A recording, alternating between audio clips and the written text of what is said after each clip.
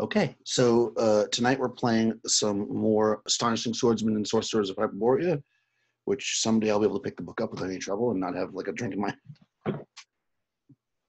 We are in the third session. The party has explored, we'll say, Zambala a bit, only to find that the rumors of the slaves maybe being up to no good might be true, as you were waylaid in an alley. As we begin the session, you awaken, all of you, one at a time, however you want to do it, battered and beat. You can all heal one hit die, because they basically were doing knockout damage. Just roll your hit die, and that's how many hit points you have. You are in, I mean, it's light out, clearly, because it's like 23 hours, or 24 hours, but you're in kind of a darkened cave, so you can see you're in the shadows. Ahead of you, maybe 100, 150 feet ahead, you can see the opening to the cave. Your bodies are covered in scrapes. Your faces and stuff clearly been dragged here over the rough, rocky, sandy desert. Any large equipment that you had on you, so any backpacks you might have been wearing, or a large sword on your belt, or anything like that, if you feel around, it's gone. Just mechanically, if there's something small on you that you might have been able to, like, that if somebody quickly pulled the big equipment off of you, so anything small, like if you had a hidden dagger or something like that, you might still have. One of you, at least, was completely naked, so you have nothing. But the rest of you, they had clothes on, probably had stuff. You can just allocate that on your own. As you start to wake up, you hear the intense drumming. I'm not a drummer, so I'm not going to drum for you, but it's intense drumming. And you hear, at first, maybe as you hear, you think there might be the sound of animals, like screeching out and crying in pain, but then you realize that it's a sound of human voices, both in some kind of like mad ecstasy and also in different voices in extreme pain. As you kind of come to your senses a bit, we'll go down and we will introduce the characters, and then we'll you guys can figure out what's going on. So let's start with Nikki.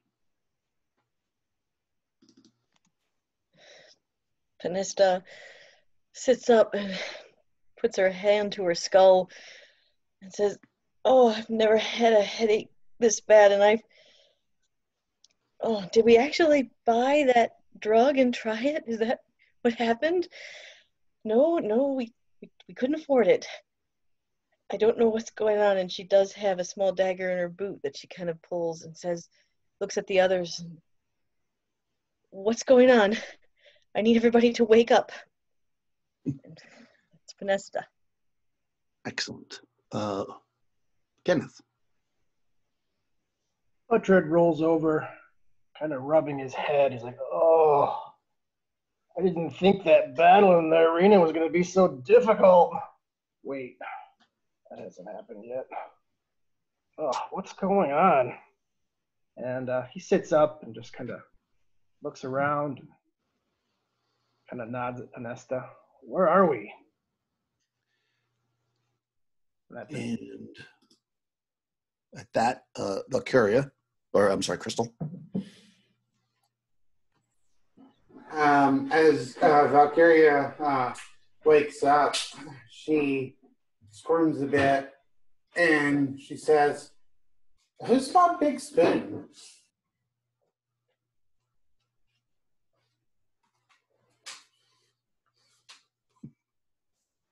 Okay. And Rush.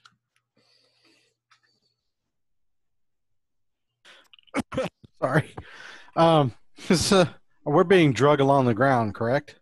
No, right now you are in a cave. You're kind of waking up. You can make out the forms around you as your part, and you're hearing some voices that seem to be your party members.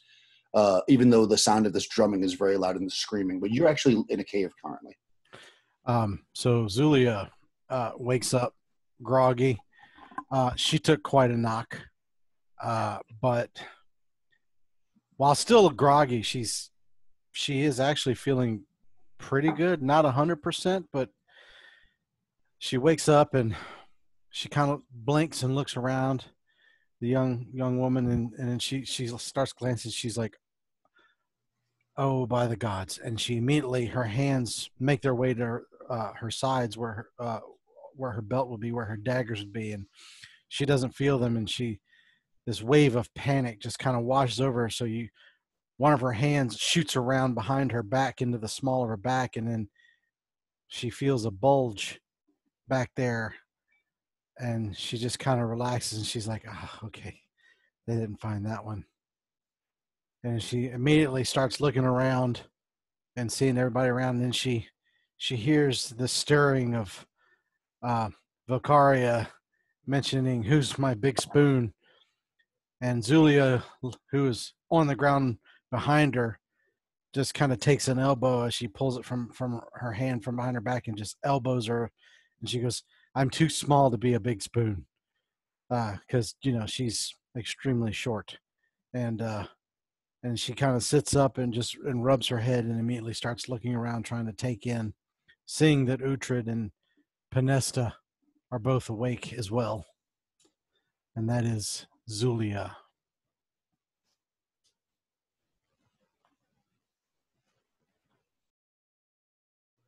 And that's great. And Tony. You would think that it's sweat rolling down his face as he's beginning to awaken, but it's actually tears flowing out of his eyes as he hears and goes back to the inn and tavern back into Port City. His father sitting at the table looking across. "Son, you must take your training that you've learned. Take your training from going and serve the word of the Raven God and get away from the city. I do not want you to be like me and sell your soul to the witch woman and be indebted to her forever and have to work for nothing. That is not the life that I want for you. You should go. Go and find your own life away from the port city." The drums beat. The drums beat as the man wakes up and reaches up to wipe the tears from his face. And he thinks one word: survive. Tanrillis, the purloiner. Nice, excellent. Okay, yeah. So as you guys are waking, you're starting to kind of shake the unconsciousness from you. Your eyes are starting to adjust. Again, it's bright because even though you don't know what time of day it is, that's one of the disadvantages of it always being bright. Then you can hear this kind of noise, strangeness going on outside. Actually, okay. 10, you actually, as you're kind of like pushing yourself to kind of get up a little bit, your hand actually kind of crumbles through the ground a little bit, and there seems to be like a cavity below you. All right, I'll start feeling in it. I mean, is it pretty wide? I mean, it's wide enough to crawl into, or it's just hand width? Yeah, like your hand goes through, and then like if you start to kind of like break away a little bit and kind of feel around, you can feel it crumbling. Yeah, it looks like there's some kind of a tunnel. It's not you don't feel any stone around it. It feels like hard dirt, like it was maybe dug by something. It's not like a reinforced tunnel, like a solid building, because you're in like a rough cave right now. But yeah, it feels, I mean, you can't really see that far into it. You can't see much at all. But you can, as you kind of like reach your body in a bit, it's longer than at least half your body, we'll say, is how far as you'd risk it. Do I sense any other baddie around me besides my group? I mean, do I sense any like guards around anything? I mean, not being able to see well. No, I mean, in this immediate area, maybe everybody kind of like looks around and feels around, and you come to the conclusion that you're basically the only ones here currently. But you do hear people, screaming and stuff further down on the what would be probably the outside where you can see the light. You'd have to get closer to know more about it, but you definitely can. There's people there, but in this exact like prison, we'll call it, you're alone. He has no idea, of course, probably who's closest to him, but he just lets out a little whistle. Maybe Zool would would recognize probably his whistle from past or whatever somewhat, and he'll start digging. He's going to start just digging with his hands to see if he can widen the passage enough to go into. Oh, okay, yeah, sure. So you hear like a whistling, Zulia. I guess everybody hears it, but you would probably recognize that that's a signal from Tan. So, sorry. Zulia would immediately just kind of start making her way over to sort of peer and see exactly what he's doing, and would try to sit. So do we see? And I'm sorry if I missed it while you were explaining to him. Do we see an exit to this cave that's like barred? You said. Well, it's kind of around. You would imagine it's kind of around a corner because it's dark. Okay. You can't really see it. You see light coming, but it feels like it's off. So you would have to move forward towards it to be able to know like exactly what the deal is. Yeah. But you know that the sounds of the screaming and stuff are coming from that direction. That's pretty clear. So I would kind of position myself next to the hole between where I see that light coming, and also that if somebody were to poke their head around, they wouldn't see what Tan is doing. Okay. And I would just kind of sit there and then just kind of lean back and go, what did you find? Like that. Okay, cool. So when you're starting to do that, I'll just pause there for a second. So the rest of you guys, you hear this whistle, you see Zulia moving up. So again, you're in this kind of cave area. You know you're in a cave because you felt the walls. You know the ground is this rough, kind of crackly sand like you've seen in the desert, basically. You see that kind of directly away from you in one direction. There's some light up there, and you can hear again those sounds. Does anyone else want to do anything while this digging process is going on? Anybody seen my sword? I don't have anything. Can we try to sneak up and peek around the corner? Can I? Sure, of course. You can do anything you like. Such as the beauty of the role-playing game. I do have 5 at 12 under move silently. All right, let's move you up there and see. All right, so you're going to go up there. You're looking around for your sword, Uhtred? Yeah, you're asking around for your sword, but you hear no response from Pinesta, and somehow she's not near you anymore, but you heard nothing. As you're that's going to take you a minute to get there. So as you're kind of moving up there, you're looking around for like your sword or something, and what you find is kind of a grisly feel. I guess not sight because you can't see it. You feel what is clearly bones. Of some kind of like human bones, probably. So you pick up like a femur or something, thinking it might be the handle of a sword. You can feel that there's that skeleton. Oh, I'm sorry. What's your name?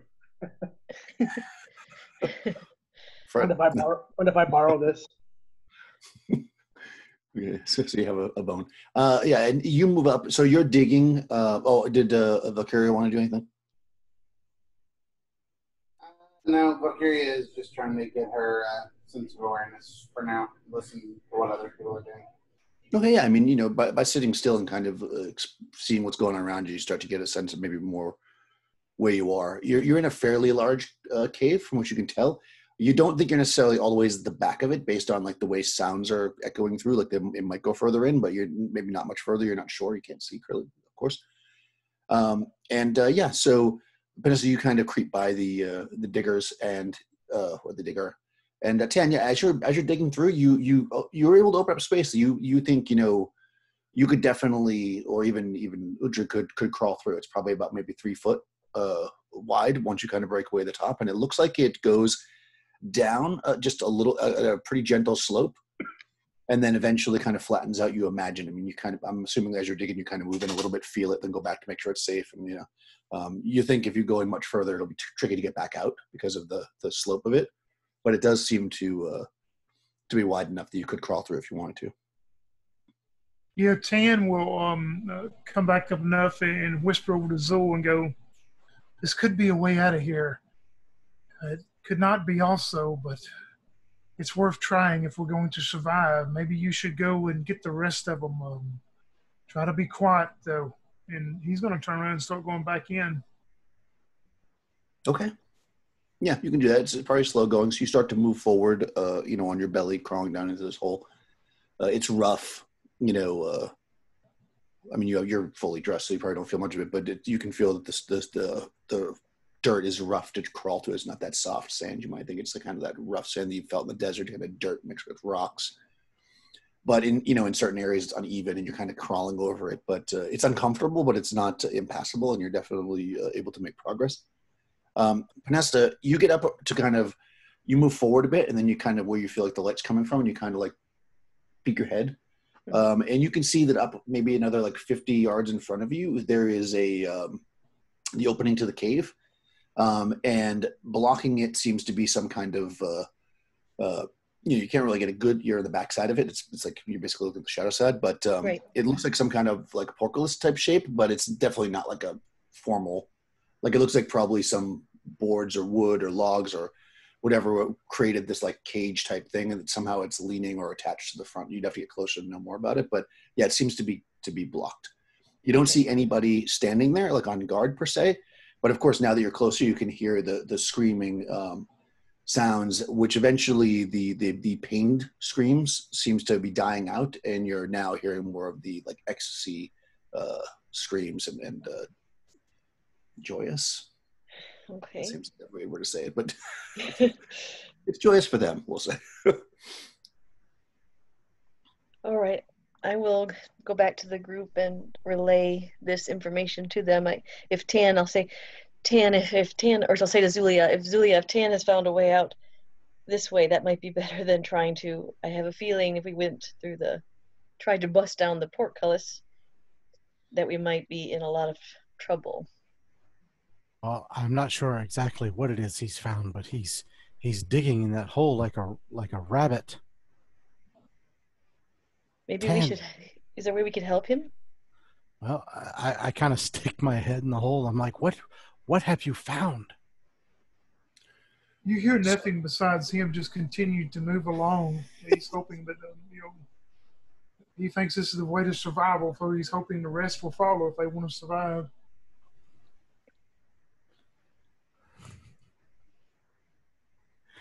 Yeah, so you guys, he's gone. I mean, you can hear him moving through the thing. Again, he's not making amazing progress, you would imagine, because you can still hear him kind of going. But you can also, of course, hear them screaming and yelling on the outside of the thing. Otherwise, you're kind of in the dark. So it kind of comes down to what you think you want to do at this point. Yeah. I look at the others and I say, I'm not overly excited about jumping down a hole that goes to I don't know where, but I don't know. And just she kind of pokes her head down there and she's like, is there room for somebody to help you? Valkyria will kind of dance up and say, or kind of, walk over towards this hole, and she's going to say, Zulia, my dear Zulia, listen, I'm not particularly fond of bondage at any time of the year, but especially during this most exuberant holiday that we currently find ourselves in the middle of. All of the being atoned by fire and stuff, that usually applies to the people who have been captured. So if there's even 1% chance that this leads out, we should go. Well, okay. Yeah, I mean, that's fine. And then I would look back over at Valkyria and I'd say, but I got to tell you, I think your holiday is over with there, sweet cheeks. And Panesta will say, I don't believe you about the bondage either, Valkyria. I just don't. Zul, you hear Tan reply back, there's only room for one at a time. Come one at a time. I suppose I'd rather take my chances in the hole than with whatever's on the other side of that makeshift door. Yeah. Zulia would look over at Uhtred and be like, Uhtred, you go after him in case he comes out of that hole into trouble. Uhtred smiles to himself, thinking about Valkyria and some bondage, and says, okay.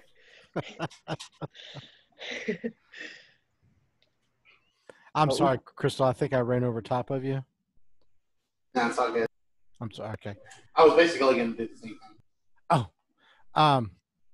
So I guess if we were going to go in, I would, I don't know. I would say Uhtred, Panesta, Valkyria, and me at bringing up the rear. Okay. Unless you guys have a the three of us at the back. I don't. I think the only one who shouldn't be at the very back is Valkyria. That's kind of a Agreed. toss up between you and I. So, I can't decide whether she should go right behind Uhtred or not, given he's big. He might be able to give her some cover. Oh, Valkyria will say, I'll go ahead and head in behind Uhtred.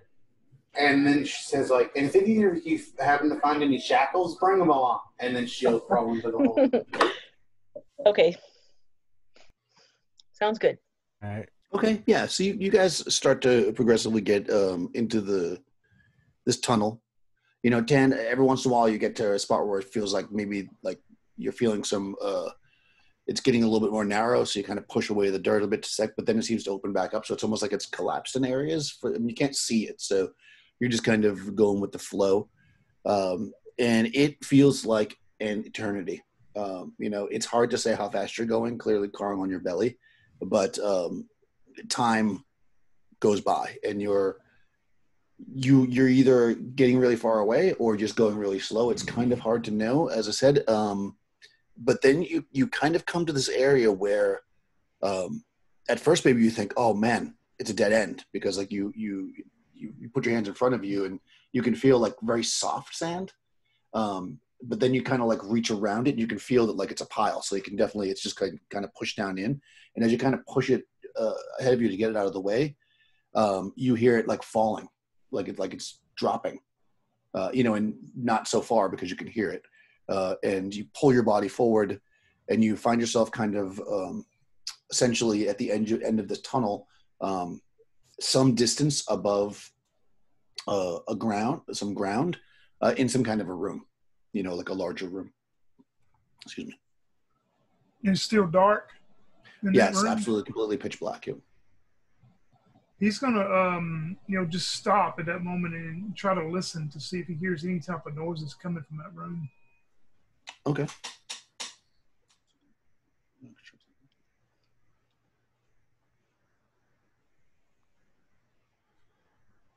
My notes there. You can hear the sound, you know, even without doing I'll do a listen check for you just because. Okay.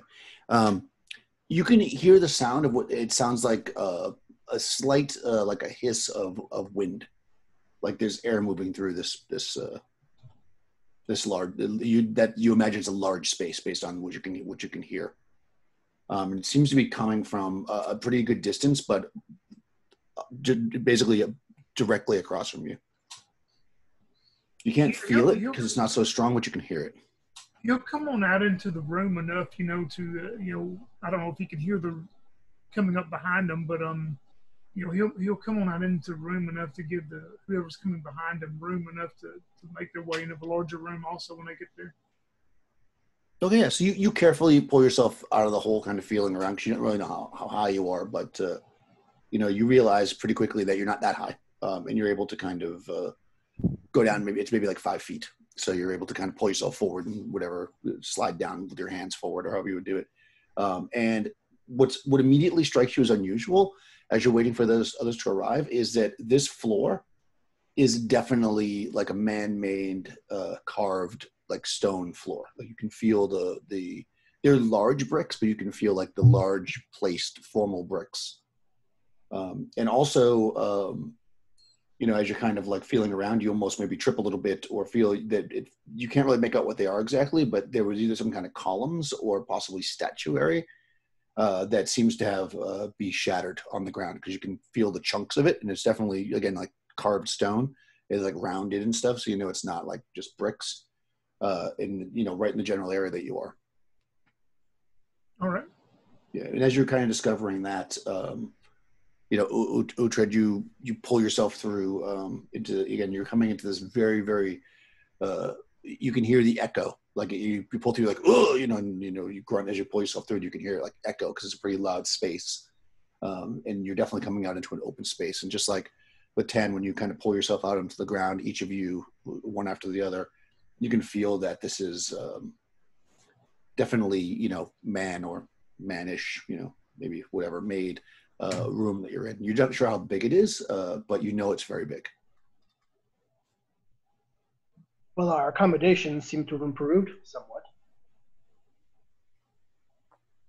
We can't see anything.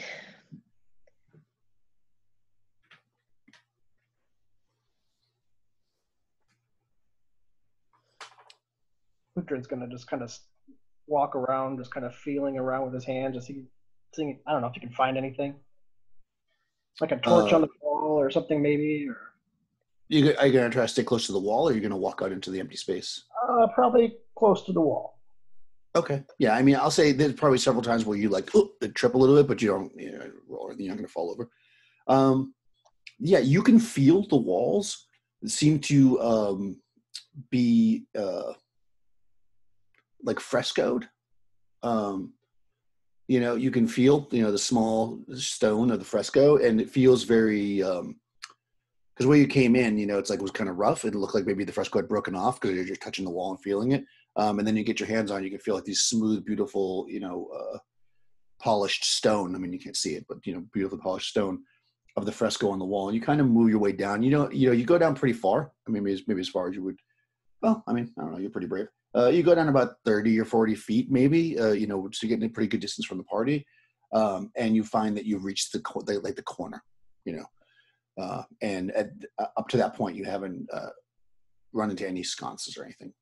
So there's been no torches on the ground, or occasional pieces of stone that might be statuary or columns. You're not really sure.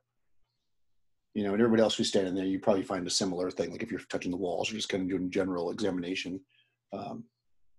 Floor itself is got large stone. It's hard to say what kind of stone it is. It feels a little bit rough, but it's really hard. Again, you're in the dark, so it's hard to really know. Walls are smooth stone, very small stone, probably frescoes. Yeah. Valkyria wants to fill like all the way up the wall and then like all the way down the wall. See if there's any kind of like, if she can fill at the top or the bottom, any kind of like moldings where there might be like runes or something like that. Okay, yeah, for sure. Yeah, so you're gonna you get down at the bottom and you start feeling it. It seems like there's no kind of molding or anything. You can't reach the top. It's. I mean, I don't know how tall you are, but it's over 10 feet tall. So I mean, I don't think anybody's tall enough to reach up. Maybe Uhtred is, but you feel up as high as you can. You can't feel any kind of moldings. Down below those, definitely not. It goes right flat to the. We need to be able to see somehow.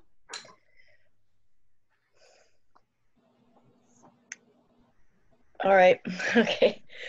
I'm going to cast Fairy Fire. Oh. It's a 60-foot range. I'm not trying to cast it on anybody. I'm just going to suffuses the area of effect in a lambent glow because I want to be able to see. The color of which may be chosen by the caster. Oh, fancy. So purple, of course.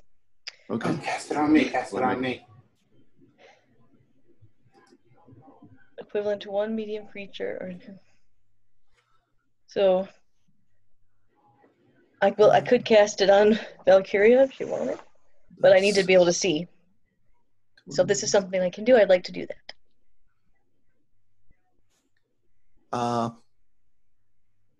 Yeah, I don't see any reason why you couldn't cast it on her. I mean, it's gonna maybe give her a -1 on her AC, but I don't think you really care about that. Yeah, sure. Well, I'll cast it on. Reach out and touch her. I actually will cast it on. Sorry, Valkyria. I'm going to cast it on Uhtred. No. Because he's probably going to be leading the way as the fighter. So. Oh, what is this? I'm like tree or something. So now he's a glowing purple barbarian. Okay. Kind of fancy though. Yeah, so you move back to the party or maybe you move to him, however you want to play that. And you cast a spell. All right, it's good for an hour, so that's good. Yeah, and it's glowing. So uses an area effect. The color, which is 10-foot square per caster level. It's your first level, so it's about 10-foot glow. So it's like you're about as bright as a candle, basically, maybe a little bit less. Can Or we a little see bit a more, little bit more? Yeah, a little bit more on the candle. Yeah, well, I mean, considering you're in absolute darkness, even a candle, yeah. So you light Uhtred up. You can see that the what you came through looks like whatever made that hole burst through the wall, because you can actually see on the ground, the pieces of the broken fresco, and the walls are indeed frescoed, and they seem to be showing like plantations and fields of various fruits and stuff growing in a beautiful landscape.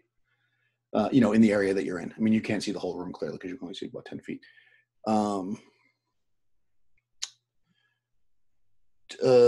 Tan and Zulia roll d6s for me. 5. Okay. I got a 2. Okay, so this is all going on. You guys are kind of examining. And Zulia, you probably were standing relatively near the hole. You're the last one out, so maybe you were kind of being unconsciously at least rear guard. And you think you hear something coming from the hole. But it's hard to say unless you want to actually stop and listen to it. But you start to hear like something's coming through the hole. But A hole that as we just came through it? That's correct. Okay, so I would tell everybody, I would go, shh. And then we can see now, correct? Well, you can see a 10-foot. So 10-foot. I would go, I think something's in the tunnel behind us. As a dog kicks my ass. Sorry. Should I douse the fairy fire? Maybe just step to the side so it's not shining directly down the tunnel. If something does come out of there, it'd probably be a really good idea if we could see it. Okay, Uhtred should step back then. Yeah, I mean, if you could imagine, right, he's glowing. So if he, if you're in absolute darkness and there's something glowing in the room, whatever's coming is going to go, no, there's a glow. Stepping to the side is not going to make them not know there's a glow. I'm just going to, but it will obviously not make him a direct target if he's not standing right. That's kind of more what I was going for. Yeah. So you do that. And actually, when you talked, and you were listening, obviously it's hard to listen and talk at the same time, clearly. The sound seems to have stopped for a second. And now it's going faster. Like you can definitely hear there's something crawling through the tunnel very quickly now. So what I would do is pull that dagger that I had, and because I did have 3 daggers on me, 2 on my sides and 1. I'm going to take that dagger out that was in the small of my back, and I'm going to crouch down beside the hole, kind of off to the, just off a little bit. Okay. And if I see it as being something bad, I want to be prepared to try and strike it. Okay, fair enough. What's Were our we able to see when the red was lit up? Were we able to see an exit out of this room? He's still lit up, but you don't see an exit because he's only shedding light in 10 feet. So even in just like the few minutes that the few seconds really that he's been lit up so far, less than a minute, you can just see the general area around you. But you can tell you're in a huge room though, because going above his head, over 10 feet, you don't see the ceiling. And that he walked a decent, well, I mean, if he told you anyways, maybe just from talking that he walked a decent distance away, the room's probably at least 60, 70 feet wide by however long, you don't really know. We need to have him jog around the room, but we can't right now. You're like, all right, so what's everybody else going to do? So Zula's kind of by the hole.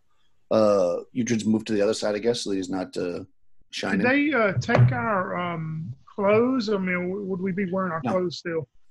No, no. They basically, imagine if somebody just they hit you over the head and they just if you had anything big, they just pulled it off of you and then dragged your body. So if there's something small like a belt pouch or a dagger or What about like cloak. They wouldn't belts have and taken, stuff though? Like belts Yeah. and stuff like.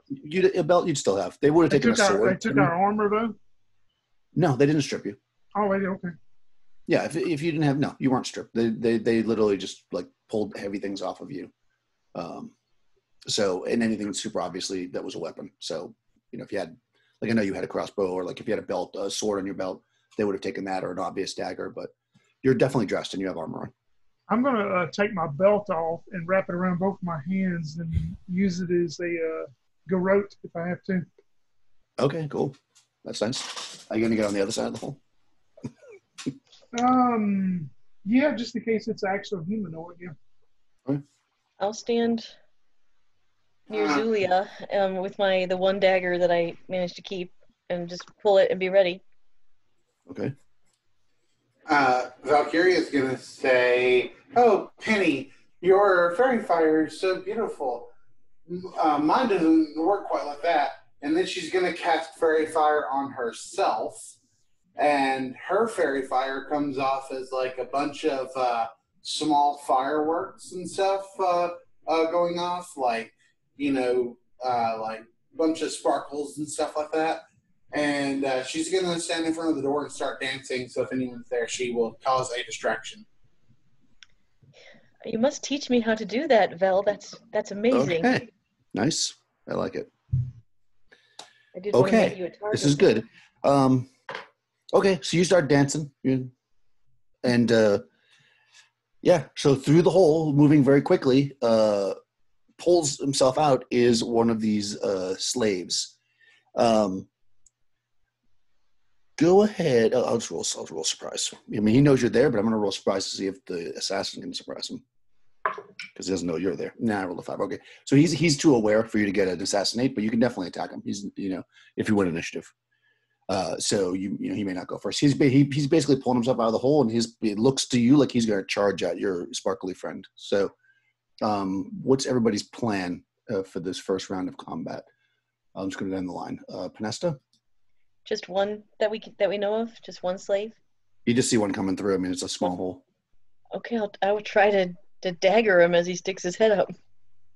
Oh, you're going to jam your dagger to him. Okay, you're going to stab him, not throw it. Not throw it. Right, stab. Right. Zulia? I don't know. I'm trying to decide if we just want to outright kill this guy or try and get a live one so we can maybe talk our way out so of you're this. going to think then? So Uhtred? No. Okay. I guess I screwed that up. That was just me. That was more me talking to myself. So, but yeah, no, that's cool. Well, it's fine. Well, you can go. You can always change. You can always do something on the second phase. Shaking if you his want to, head, what happens first. in frustration because he had been hiding, trying to stay out of the way, not to make a target of himself. And then Valkyria just goes ahead and just shines bright. So he's going to kind of walk over to her, preparing himself to push her out of the way if something attacks her. Okay, fair enough. Did I miss somebody? 10. When the guy exits the tunnel, runs past me, I'm going to get up behind him and strangle him to death, I hope. Okay. And how about Valkyria? You're just dancing, or what's your plan? I would like to dance if I can. I would like to dodge if the guy charges me, but I don't know if I can declare that. Yeah. I think that if you look in advanced combat, you have the PDF, right? I believe that there was some kind of a Yes. dodge thing. Yeah, okay. I have it So right just look here, up- dodge. Yeah. Yep. So you can do that. We'll handle it when it gets to you mechanically, what happens. Dodge, Yeah, he's yes, definitely coming dodge, for you. dodge. Yeah, he's definitely coming for you, though, because you made a good distraction. So, all right, so since you are the most likely to get slammed, let's have you roll initiative. Crystal. D6 for the party. That Valkyria is the one most likely to get slammed, that's for sure. Yep. 3. All right, he's gone first. He pulls out. He's actually going to try to charge Valkyria. That being said, because he has to pull himself out of there, so he's actually, even though he won initiative, because he has to move then attack. The first phase you'll get to go. So basically, that means that Penesta, you're going to get to go before him, as well as Tan. You guys will both get to go because he's basically, his go is him running, but you can stab him because he's running right past you. So I guess Pinesta, it makes more sense for Pinesta to stab and then for Tan to strangle because you'd wait till he got past you to strangle. So go ahead, Pinesta. Okay. Yep. Let's see. 14. Oh, that hits a armor class 5. Okay. I believe that hits him. He's pretty naked. Let me just check. I probably should have got out the thing with the monsters before we started. Let's see. That's too logical. Yeah, AC 8. That definitely hits him. Okay. D4. So 3 points of damage. 3 points. Okay, that's good. He does not die with 3 points of damage, but that is a pretty serious wound. Stab him in the neck. Yeah, you stab him, okay, in the neck, and then you pull it out, and then Tan's going to try to go around him. That will hit armor class 4 for 2 points, and he will need to make an avoidance save to keep from being may have him grappled. Okay, perfect. You rolled a 2, so I don't have to look there. That definitely fails. All right, so you got him. You got him grappled. As this as this kind of comes down, this guy pushes himself out and starts to run forward. He gets jammed and then grabbed, and he drops to the ground. You see there's another one coming out of the hole. Did you want to now act, Zulia? Yes. So Zulia, having thought about it, but still not knowing exactly what the others are going to do, I'm just going to leap forward, and instead of taking the dagger and coming down on him like this, I would have had it the other way around to try and pommel strike him on his head as he's coming out of the hole. All right, so you're going to pommel strike him.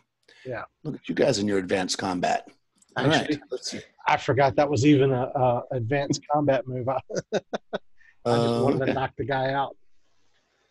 Let's see, pommel strike. So that is, you have to have surprise. Let me just see if he's surprised for you to actually be able to do it. You can still attack him. Okay, so he's not surprised, so you can't actually do a pommel strike attack, but you can definitely whack him over the head if you like. Okay. Yeah. Trying not to kill him. Yeah. Yeah. Well, I'm actually going. Okay, so the first guy is out of the hole now, right? Completely. Yeah. The first guy's out of the hole. He's currently on his knees being strangled by Tan. This is the second guy that's coming out now that I thought you were going to pommel strike, but no. Yeah, that's fine. We'll do that. All right. You know what, though? Hold on. I'm going to be nice because I am so nice. I'm the nicest person. You are the nicest. I'm going to actually give you an opportunity to use your hide skill because it's not just a regular surprise. You are an assassin. So what's your hide? My hide is it's on the third page, isn't it? My hide is 5 out of 12. Okay. No. Okay. So yeah, that succeeds. So you can actually do the pommel strike. Now look it up. Okay. To knock inspecting victim out, used against unaware humanoid. Okay, we did that. Okay, so you have a surprise attack, so it's +4 bonus. Okay. That's in addition to my normal +1 bonuses? As he's considered prone, so that's in addition because he's considered prone. Yeah, so that would be an additional. All right, because I already have a +1. Okay. So this will give me more. +4 more, so +5. All right. Yeah, and if you get a 17 through 20, then he is going to be knocked senseless. Otherwise, I'll just hit him. No. Well, I rolled a 9, so that would be +5, so 14. Okay, that probably still hits him, but Yeah, but it doesn't knock him do out. damage. Was it 14? I said that'd be armor class 6. Yep, that hits. Okay. So I just give my normal D4, I guess. Mm-hmm. All right. 2 points of damage. Excellent. All right, yeah. Yeah, I mean, it does damage to him, in a non-lethal way, but it does not knock him out. Yeah. Yeah. Oh, sorry.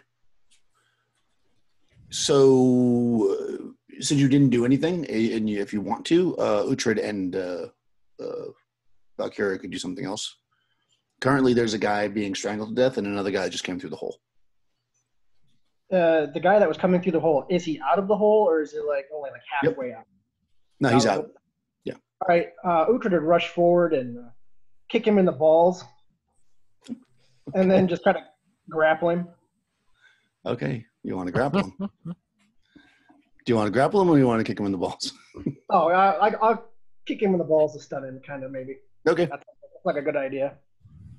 Yeah, that seems legit. I'm not sure what I would roll for that. That's like a pummel. Yeah, D20 attack rolls made with strength attack modifier.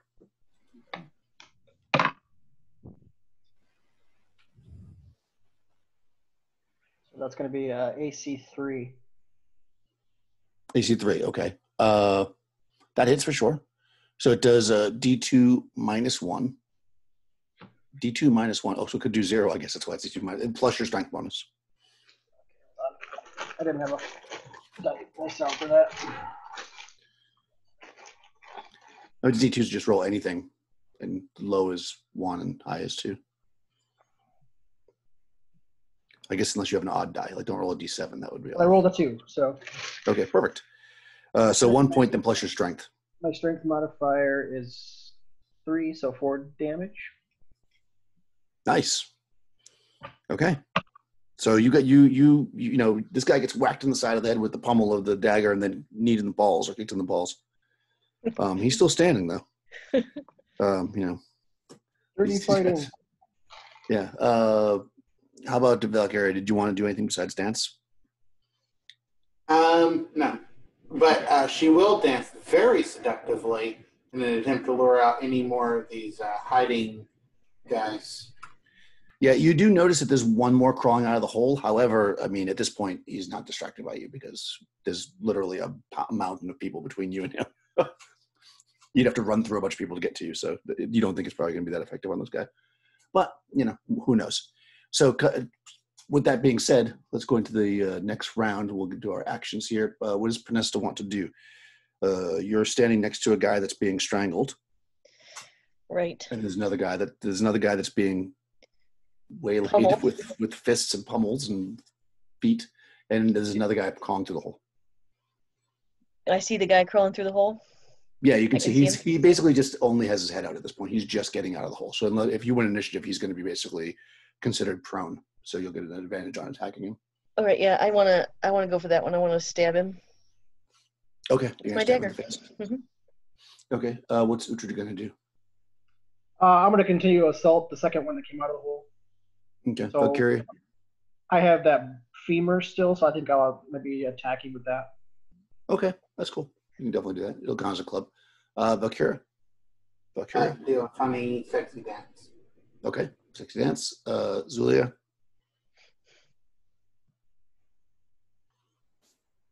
You're muted. Yeah, sorry. So yeah, after that failed miserably, I'm just gonna flip the dagger around and just start going stabby stabs. Just run him through. All right. Yeah. How about Tan? Best I I'm can. assuming Tan's going to continue strangling this guy, right? Yep, continue to choke.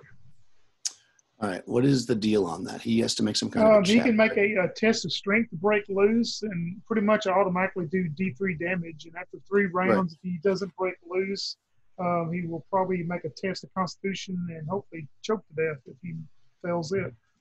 Right. It's kind of gruesome. That sounds pretty Nice. legit. Okay, so his strength. Tan goes super pissed method. Right. Yep, he's going into his rogue mode now. Exactly. You son of a bitch! All right, doesn't have their strength, so I'm just going to make them average strength. So test of strength. I learned whenever my dad used to say, "I'm going to take off my belt, bad things are going to happen." And apparently, that's true with Tan too. Yes, it is. Hey, man, we almost died to guys very similar to this. I know. All right, so test of strength. Okay, so he's going to have a 2 out of 6. Okay, so I'll just do that first so I don't. Well, actually, let's roll initiative first. I guess we'll have you keep rolling initiative, Crystal, because you started it. D6, please. This is true. Yeah, I 2. did start it 2 as well. So Oh. wandering monster check, yay! Right? No, wrong game. Oh, okay. Actually, it's based now on dexterity. So what's your dex? Let me see. Valkyria has a 12 dex. 12. Okay. Let me see what their dex is. It always lists their dex because that's important information. Dex 10. Okay, so you guys go first. Okay, so nobody's missile. Everybody's doing melee, so it doesn't really matter. I'm just going to go in the order that I have you here to keep it neat for me. So Panesta. So you guys won initiative, which means that guy just has his head stuck out, which means he is essentially prone, which I'm going to give you a +4 on your 2 hit. My +4. Okay, I will do that. I rolled 18 +4. I'm sure that hits a negative like 3. Yeah, you should have been pummel striking. Right. And for damage, 4. So 5 damage on that guy. Nice. 1d4 Right, plus 1. Yeah, he's not happy as you jam into his. You probably don't stab him right in the head because he probably dies. So since he didn't die, I'm gonna say he moves ahead and you get him in the shoulder with the dagger. Okay. 10. You're strangling the guy, right? So I'll make his check now. He rolled a 4, so he fails. So he takes D3. I'll do 2 more points of damage. Okay, he's not quite down, but he's very hurt. Akira is dancing. Zulia. Stabby stab. Okay. All right. Let's see what happens here. So now I'm back to my normal +1 to hit. Well, I got a 13, which is going to hit armor class 7. That hits. That's 4 points of damage then because I rolled a 4. That kills him. Yes. Yeah. Stab into this guy and he falls dead to the ground. Nice. Richard, there's like one guy being strangled and the other guy's head is sticking out of a hole. I will step over and swing the bone at the guy's head that's coming out of the hole. Okay.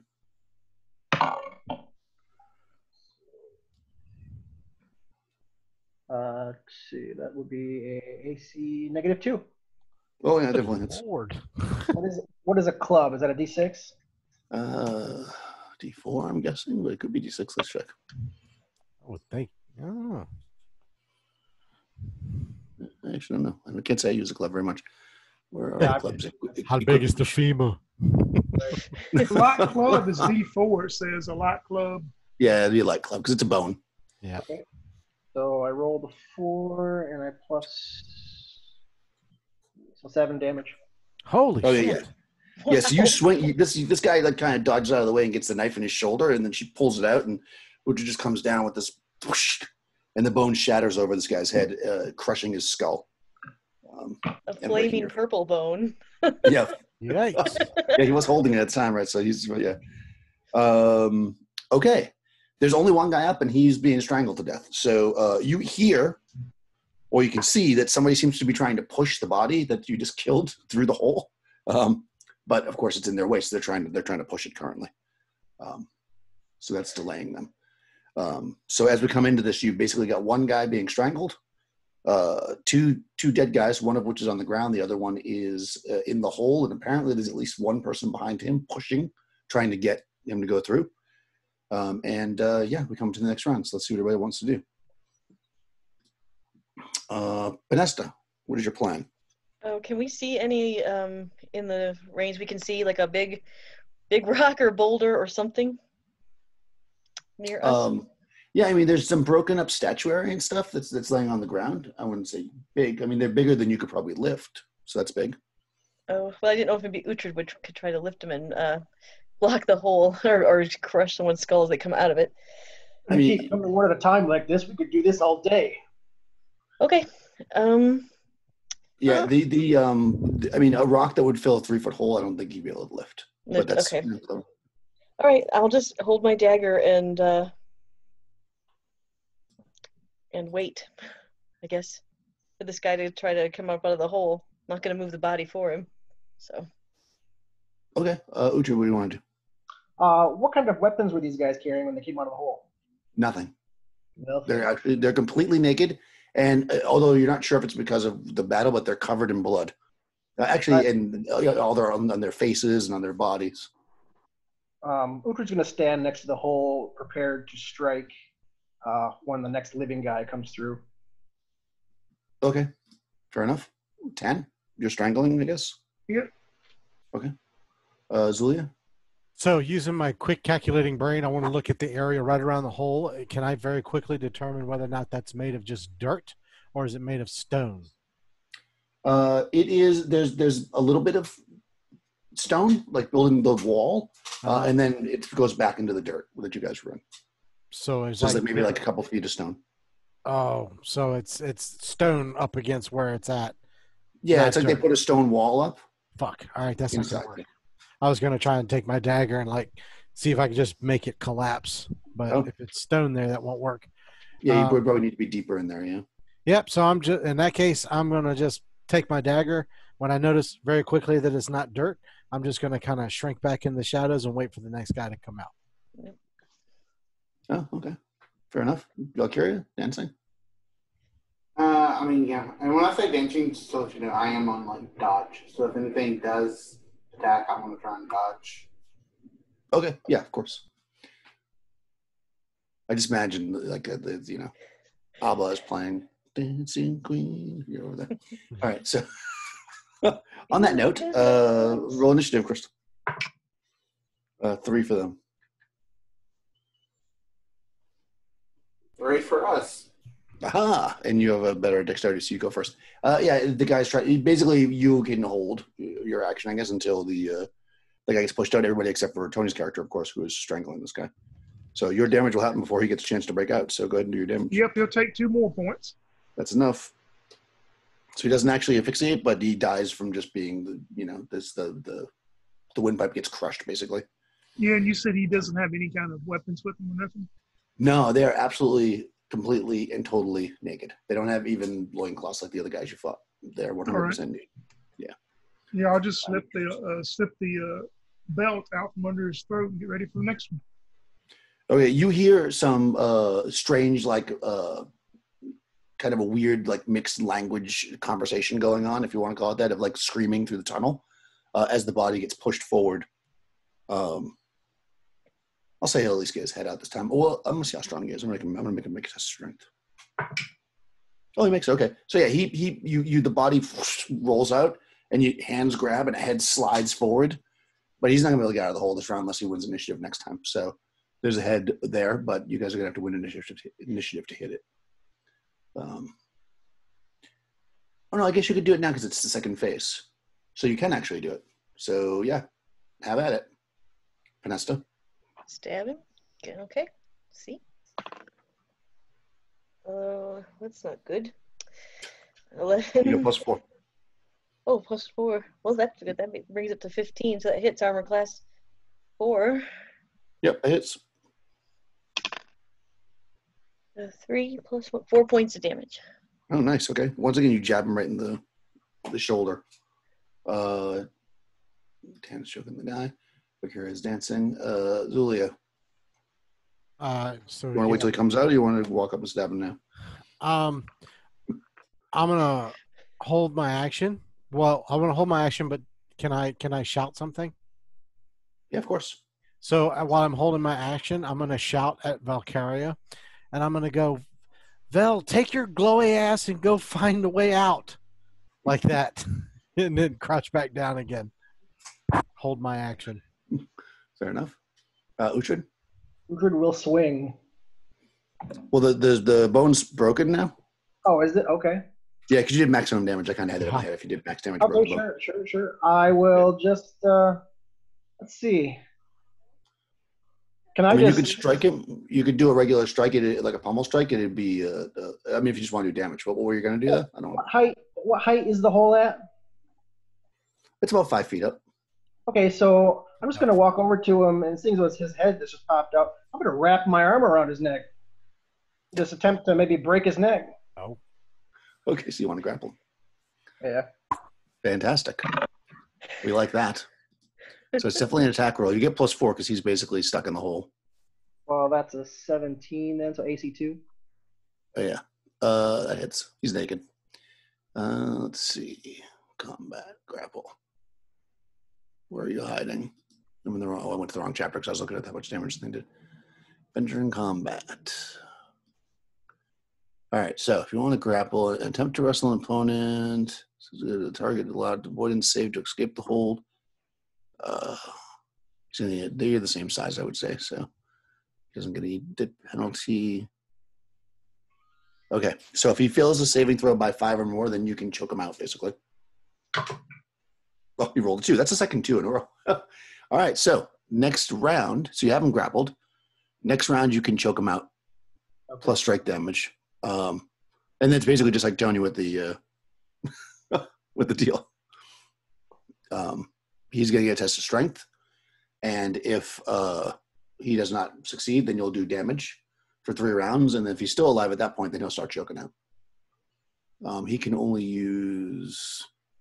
He can try to punch you, but yeah, he can try to punch you, but that's his breaking out. Okay, so that's it. So he can't do anything. Okay, that's it. Anything else anybody wants to do? I think that's pretty right? None of these guys have had any type of light source either, have they? Nope. Huh, okay. Yeah. Valkyria will upon the assassin's request begin to look for a door or something out of this room. Okay, sure. You want to just like walk straight across the room? I mean, you're lit up, so you can. I mean, I'll just walk to the closest wall, and then until I can see it, and then start walking, around the edge. Okay, so you want to walk to left. You want to walk left or right, and then walk forward, basically. Basically, yeah. Because imagine if you're on the it's not actually south, but just for ease of explaining. You imagine you came in through the south wall, so you want to walk east or west to get to a wall, and then you want to follow that north, I guess. Do you have a preference? You want me to roll randomly? Let's say east. Okay, perfect. All right, so you start walking east. I mean, you got a pretty decent movement, but you are walking kind of hobbled by the darkness, and there's a lot of broken statuary. But you're also probably trying to move fast. So I'll say that you can get all the way to the east wall, and you're about halfway up it. By the end of this round, you basically are about halfway up the east wall, and you can see that there's an opening like that goes to the east. But the room does not end. The room keeps going further to the north.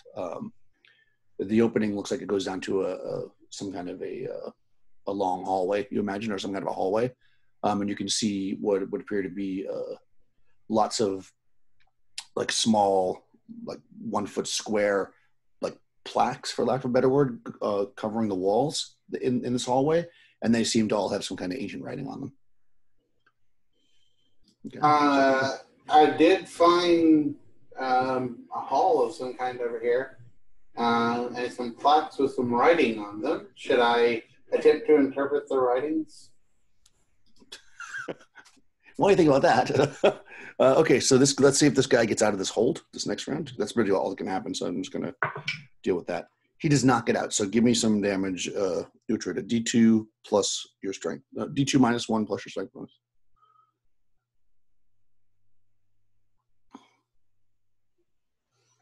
You're muted. I got a 1 on the D2, and my strength bonus is a 3, so 4. Okay. Yeah, he's turning purple. Well, it's hard to say because your light is purple, but you can tell that he's definitely not doing well. I mean, basically, this is just we're just gonna move this ahead as fast. It doesn't matter.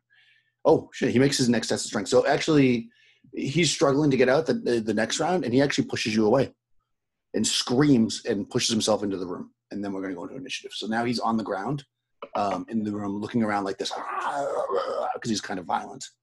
So you yell that back, Valkyria, and then you hear this like struggle happen, and let's see what happens. Panesta, what do you want to do? Stab him. I want to stab him. Okay. Uhtred. I will attempt to punch you. Okay. 10. I'm going to, if I can see it and well enough, to move up to the tunnel entrance and stand on the side in case someone else comes out and choke them down. Okay, fair enough. You can definitely see that. Valkyria, you're in that hallway, so I don't know if you want to move forward or stay there and interpret. It's up to I you. would like to try and read this writing.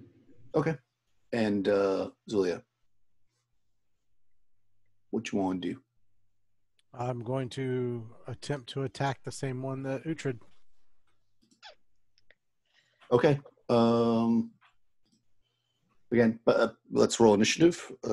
Crystal, I guess, is still so since we're consistent. Oh, he rolled a 1 that time. He's definitely not doing good.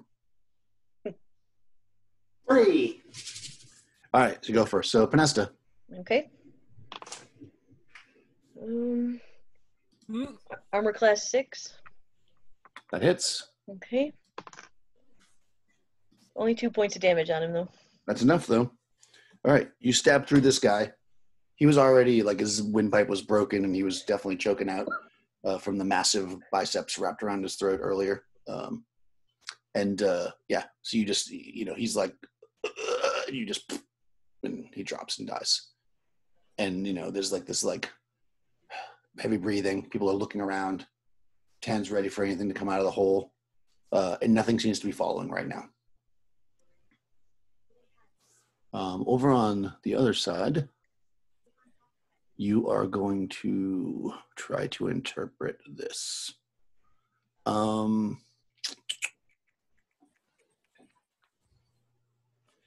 don't know that you would be able to necessarily. What's your intelligence, Crystal? Valkyria, 16. Yeah. All right. So we'll give you a. So what's your? What's the? Sorry, my brain is not working. So I'm going to call this a challenging task, but I'll drop it down to difficult because you're very smart. So, I'm sorry, the other way around. It's challenging. I'll drop it to moderate because of your smartness. So you get a 4 and 6 chance to be able to read. So go ahead and roll 6. 1. Okay, yeah. It's pretty clear to you, maybe from some ancient tomes, or maybe you have a cousin or something, that these seem to be names. So it's, the obvious thing would be that they're like burial niches for probably a very large family, because you see the name repeated a lot, a part of the name repeated. So you think maybe that's like a surname or whatever, family name. And these look like they're burial niches. And quite old. Tan, and not hearing anything coming out of the tunnel, is going to look over to Red and go, help me move these bodies, and let's push them in the tunnel and block the tunnel up. Oh, smart. Okay. Okay. Will grin. Yes. I'll help, and I'll say, once we do that, we should probably get out of here, because they look like they might have been running from something, and I don't know if I want to be here if that decides to come through the hole. That's a really good point. All right, cool. So you're going to start plugging the hole with the slaves.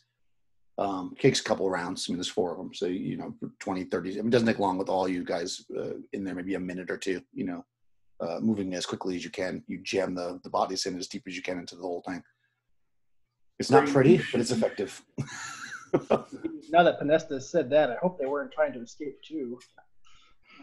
Valkyria will ask, are you all sure that those people were alive?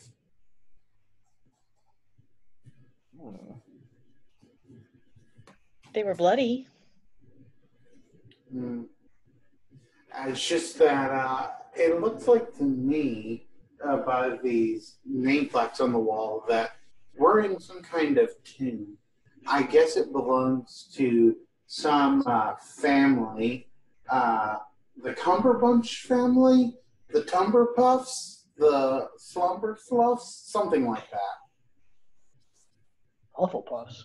We're not here for history lesson. We're here for survival. We need to continue and find a way out of here. This thing, there's could have been undead, so we should be careful of what else lurks around here. These are burial crypts. Do they bury their dead with maybe a sword or weapons or anything? It is not wise, big man, to steal weapons from the dead.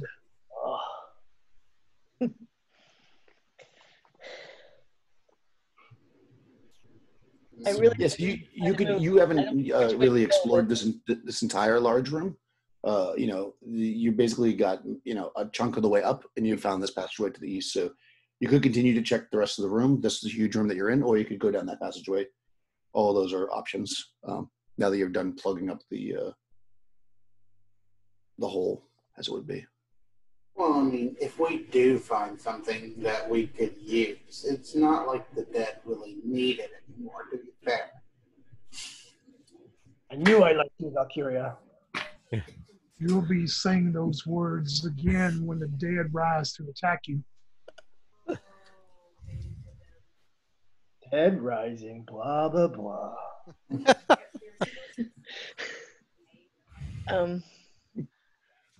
How quickly Do we we want to forget. have Uhtred since he's still like glowing? I don't think it's been an hour quite yet. Do we want No, to have it's him been just like move 10 around minutes. the room and check for another passage? Or do we want to go with this one? It would make sense that it would make sense if we figured out all the various exits. All right, Just- well, then I'll continue the round. And Valkyria will... Uhtred can go too because he's also Yeah. glowy. And, not naked. Yeah, so Just- I'll have Uhtred kind of explore. Yeah. Okay. What did you want to do? I was going to have him just kind of start exploring north in the big room. He's gonna walk straight to the center of the room.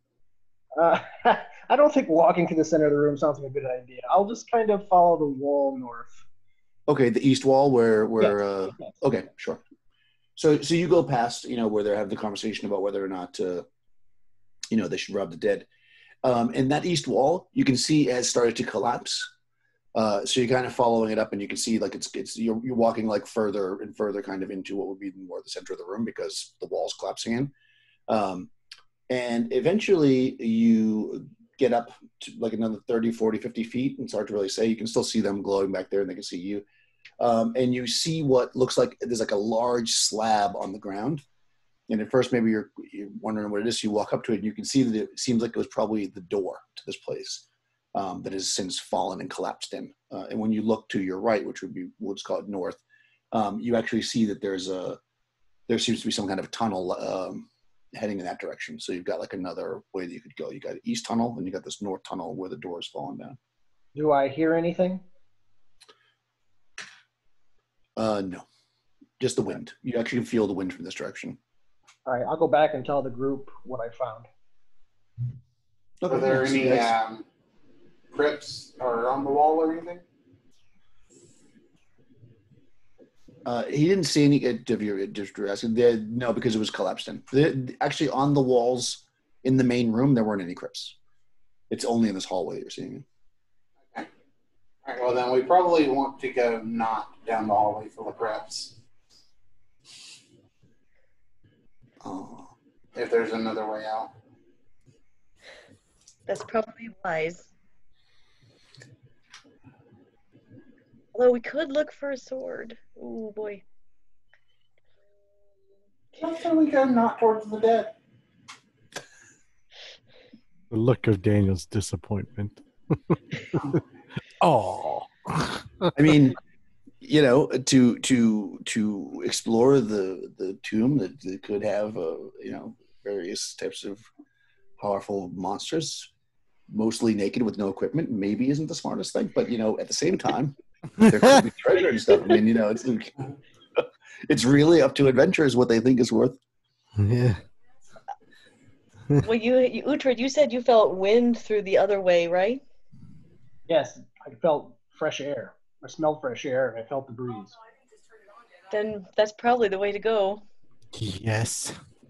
I'm with Penn. Might not hurt just to sneak down this other way, just a little ways. I'd say not go towards the dead. You can't sneak. You're purple. and glowy. Yes. Chloe. But I'm in a group full of sneaky people. But we can't see without you because we have no light. All right, let's get out of here. I have an appointment in a day or two anyway. That's right. Yes. And the festivities must continue. Yes, Valkyria, you promised me we could do some Lotus together. So let's go. We shall, my girl, and we shall. We just got to figure out how to get some coin first. Okay. Okay, so you're gonna head to the north exit, we'll call it. There could be Yes. some coin down that other hallway. And if we get some weapons, we'll come back and get all the coin there is, my dear. Exactly. A good plan. So north it is. Okay, yeah, that's fair.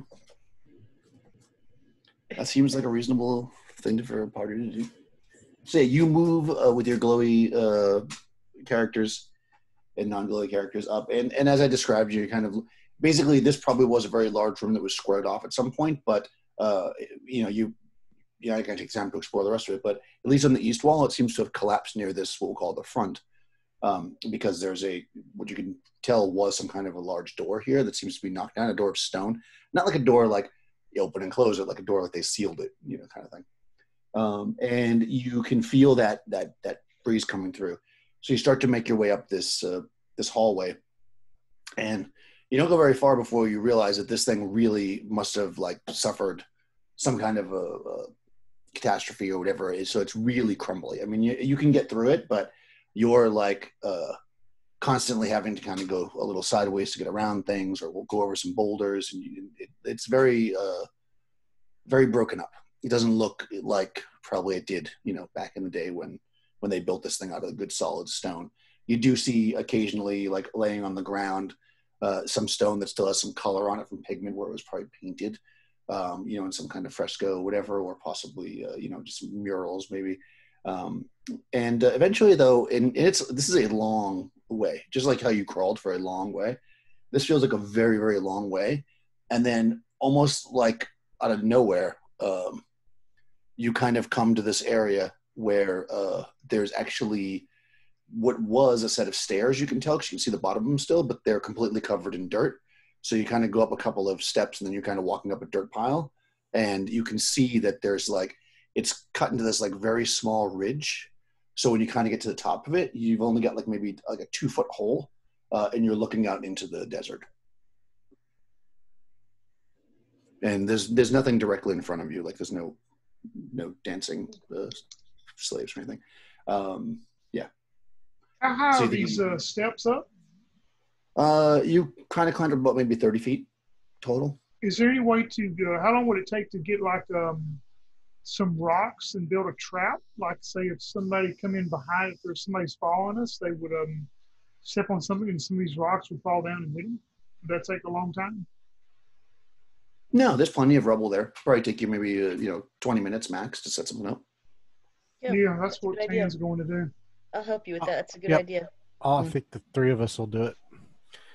The other two, I'll look at the other two and say, see if you can look out and figure out where the hell we are. Because we have no idea where we are.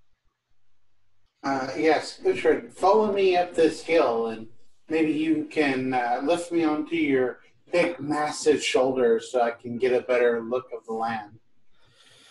Sure, you first. And Valkyria will start to go up a hill or something. Yeah. Not wearing any clothes. I'm sure I'm going to follow her. Yeah. Right, Oh, exactly. goodness. It's it always goes first unless it's a naked girl, then she goes first. So, You yeah, so- said you first. I'm like, wait, you're gonna get on her shoulders? That's gonna go horribly. Yes. Oh, I So you should have guys- said lead the way. Yeah, I know. No, I understood what you meant. I was like, oh boy. All right, so you pop out of this this tunnel, for lack of a better word, right? And being a barbarian, you have a very good sense of direction and stuff. So you get up and you stand. You can actually still hear. You probably could as soon as you stuck your head out. I should have said it, but you can definitely still hear the drums. But they feel like they're a long way off. They're definitely not right there for sure. And so you cautiously get up out of this hole and you look around, and you can't see them, but you can kind of sense that they're coming from out towards the east. You've been traveling west, basically. Even though we said north, I was just trying to make the map easier for you guys to understand. You've been traveling more or less to westerly from the drums, so they're off to your east. You know that the ocean or the water is also to the west, which is where basically Zambala is. And yeah, I mean, you would if you want to get back to civilization, you would imagine that you would need to head west. If you want to go and confront the drumming, that would be to the east. I would like to get my sword back. But Uhtred, in order to get your sword back, we had to go confront the drummers with no weapons. Yes. Thank you. Yeah, so by the time you guys get the trap set up and you're kind of orientated, you're kind of all standing up there now. And like I said, you've got the drum sound going ahead and do drumming. The drums are drumming to the east, and you can feel a breeze coming from the westerly direction. And again, this desert is not the sandy, like soft sandy desert. It's like a rough, hilly, kind of dirt type desert. So scrub, brush, and stuff. So it's not a straight shot. Basically, you can't really see too far in front of you. Meaning because it goes up and down. But you get a good sense heading west to bring you back towards the. I mean, can we see the city from where we're at? No, not from where you are. You think you could be in a low point, or you're very far away from it. It's hard to really say. If we're very far away, we could dehydrate before we ever reach the city. Well, we don't have any water on us or anything. No. However, going back to that camp may also not be a great idea unless we were to maybe wait out in the cave until nightfall and try to sneak over there. Tan begins to pull up his hooded cloak around him and covering his head and his face and starts walking west back towards the city. Okay. Well, if Dan goes that way, then Valkyria will shrug and begin to follow. I suppose we have to take our chances in the desert, and Pinesta will follow. Hey, Daniel. So Barbarian has wilderness survival. Yep. It doesn't say anything particularly about finding water, but yeah, would it be possible for Uhtred to be kind of paying attention for maybe something that might be like a root or something he could dig up that might have water, just something like that? Yeah, 100%. Okay. Yep, I gave you all that directional stuff because you're a barbarian. Yeah, you can definitely survive, in the wastelands on some level. I mean, it might be difficult, but that would apply to that for sure. So you can be paying attention for any kind of water source. You probably are very, thirsty and hungry. Now the adrenaline is probably starting to drop, but it doesn't take long before you're kind of walking up this hill and you look out and you actually see, because you're especially paying attention for it, more or less to the kind of northwest of you. You factor maybe quarter to half mile away, you see some trees, some palm trees. And it looks like there's some ruins there as well. And as you kind of squint your eyes past it, you can see that maybe a couple miles past that, you can actually see that Zambala is not much further away than that. So you've got maybe if you want to go to where you think there's probably water, you'd be there in maybe 20 minutes. If you want to just suck it up and walk all the ways to Zambala, that would probably take you a couple hours. So I'll stop and point and I'll mention that to the group and ask them what they'd like to do. Well, if it's only a couple of hours, I mean, even thirsty, we can walk a couple of hours. I say we get back to the city. Depending on how much time we were unconscious, we need to get back to the city because we're supposed to meet the caravan master who's going to pay us the rest of our wage so that we can possibly get our swords and weapons back. Agreed. I say we head to the city. Yes, we're short. We can always take turns riding on Uhtred's shoulders. You know, to make our legs less tired. Oh, joy. Uhtred, you wouldn't mind carrying me, would you? So I'm gonna basically head right off behind Tan at that Yep. point. Yep. Okay, yeah. So you guys are walking towards the city, and you definitely can do that. I mean, you see, are you trying to avoid the water area, or are you just gonna kind of go near it? Like, how close to you? Where you are, you could either get within a quarter of a mile of it or not. Like, basically, if you stay where you are, you'll end up passing it by about a quarter of a mile, or you could veer and get closer to the water if you think you just want to look to see what's there, or do you want to avoid it because you're not wanting to interact with anybody right now? Tan would want to avoid it because he thinks that sometimes there could be bandits set up around these water sources waiting to waylay people, so he's going to avoid it the most he can. Yeah, Zulia was kind of the same mind. If there is something bad there, we don't have anything to. I'm the only person with a weapon. No, Panesta I have a dagger. Oh, Panesta has a weapon. Panesta and I are the only one with a weapon. Everybody else is going fists. And Tan killed himself with and Tan killed one of the guys with the belt. Yeah, I got a belt. I'm bad with that belt. Yeah, I guess that is very true. And Uhtred has a bone, so. But no, that's That's destroyed. He Oh, broke it. He Never mind. smashed it to pieces. So yeah, with We're no still sword- not at full strength, so I agree that maybe we should try to avoid. I remember there's a lich wandering around, or a zombie wandering around out here somewhere too. Yeah. That's correct. There is. I'm glad you brought that up. Oh yeah. And we've heard tales of bandits and strange nomads. We should probably gear up. You know, too, that wandering zombie has a sword on his belt. Yes, that's true. Okay. Yeah. So you give it a good berth around the water source, or that you might imagine be a water source, and head yourself towards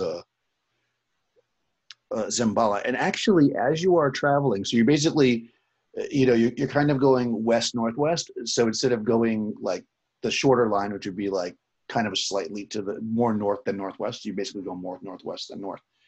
And you notice off to the west. You don't get super close to it unless you want to stop and go there, but probably you don't want to, because if you do, you'll do a test of constitution because you're not drinking any water. You can see there's actually kind of a large a ruin that looks like kind of a like a very fancy kind of mausoleum type ruin off to the west. So let me see if I can tell it says. That's where the little oasis thing is. No. Oh, okay. So basically, you went. Let's see if I can. Actually, I can do this. Stand by while I get the map. Standing by. Secretary. Yeah, let's get the map. That way it's Right easier. by, standing by. Because now you know where stuff is. I can show you maps, which is always good. Where is the map? Page 23. Okay, let's see if I can do this without giving away the entire. Nope, that's not right. There it is. So if I go like this. My notes are so. Tomb with pointy stuff left at pillar that fell down 10 years ago. I'm trying to figure out what this is, and I don't know. Okay, so. Perfect, here we go. I'm gonna do a screen share. Because I haven't screen shared all day. All right. Okay, this is the fancy map. Where you can see my mouse, right? Mm-hmm. This is more or less where the drumming is coming from. I mean, you didn't see fire there, but that's what represents it. This is where the water would be. When you guys came out, you were like around here.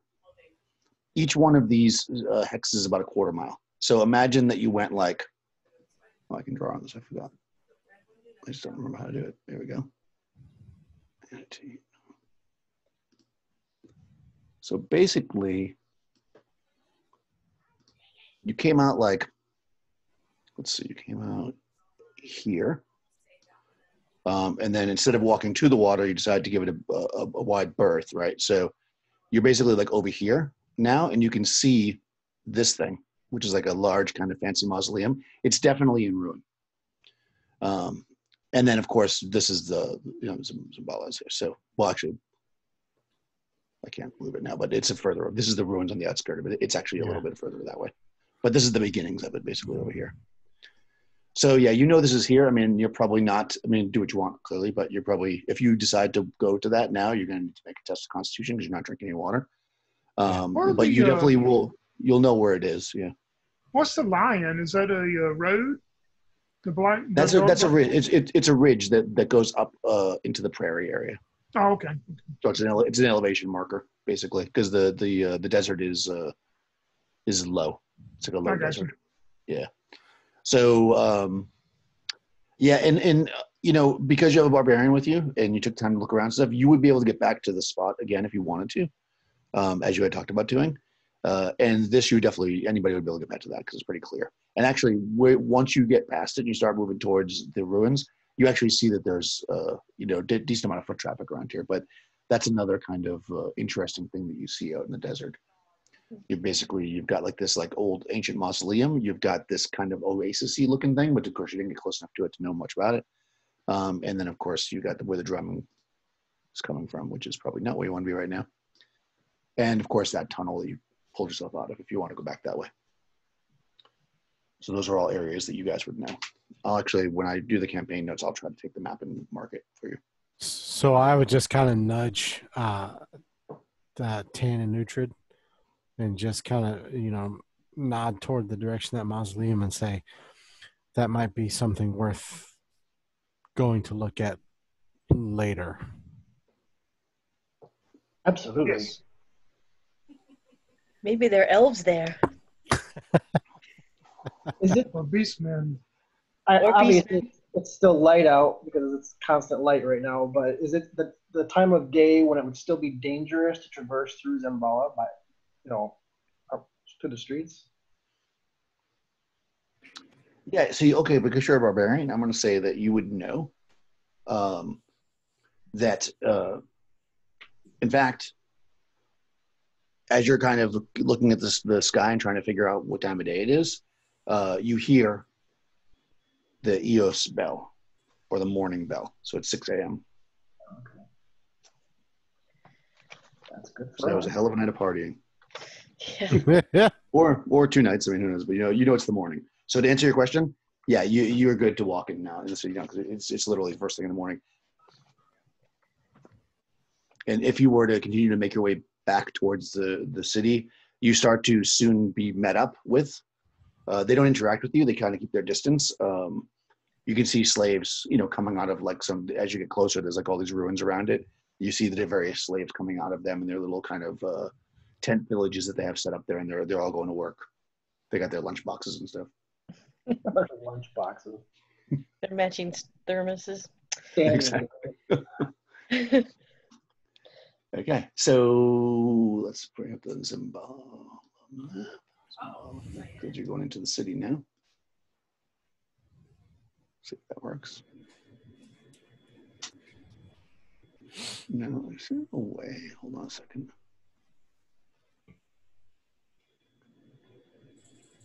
So is it the 9th day now, Daniel? Yeah, you are now today is no, it's not the 9th. It's the 16th. Because after the 7th day, you when you had that adventure, there was more day. It took you many days to get to Zambala. You actually arrived on the 14th. All that stuff happened to you on the 15th. Okay, that's right. And it is now the 16th, which is Phobos is in half, first quarter, which is a smaller moon, and you are in I think the second day of Bellatron. So people are when you get to the city, you can see people are already lighting their fires and stuff. Still festivals, Valkyria.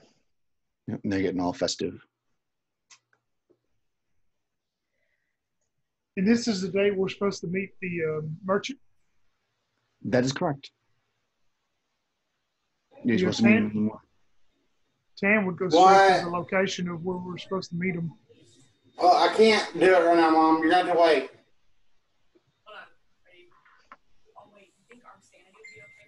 Okay.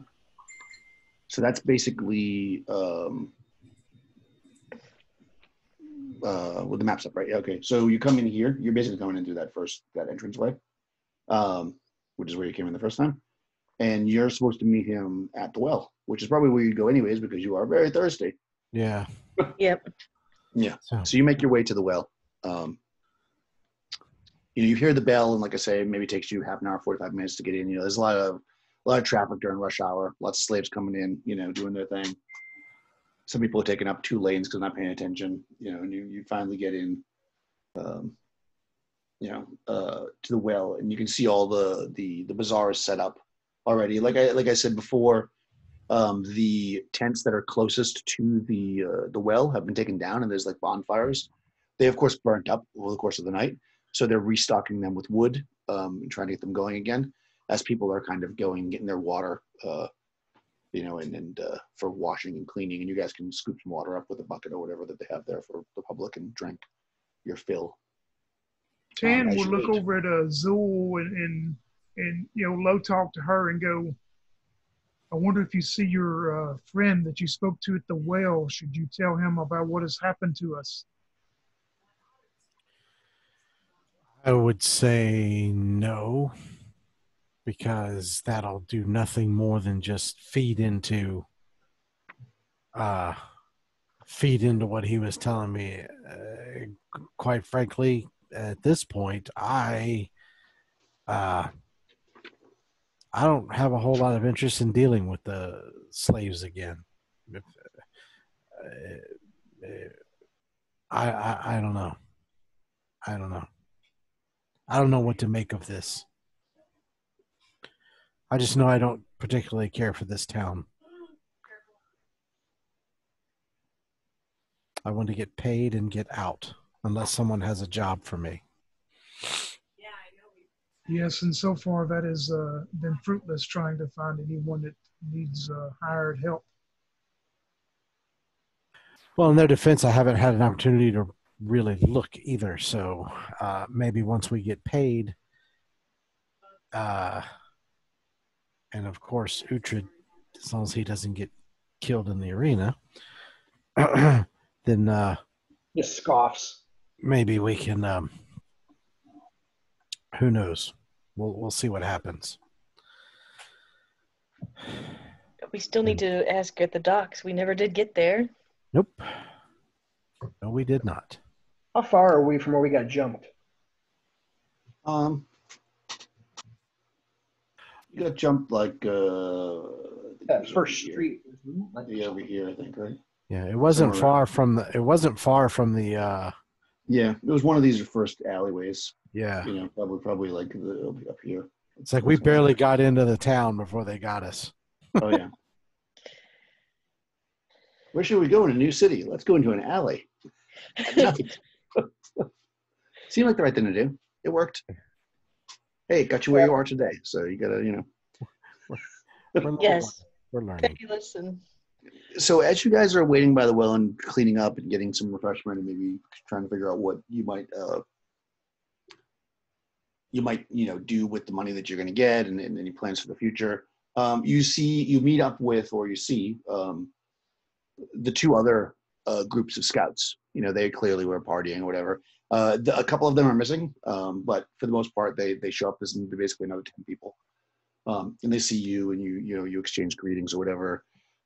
They're also waiting to get paid for their chunk, and so at this point, while you guys are all kind of doing that, let's take a 10-minute break, and then we'll come back and see what happens in Zambala. We actually made it out without dying so far. Awesome.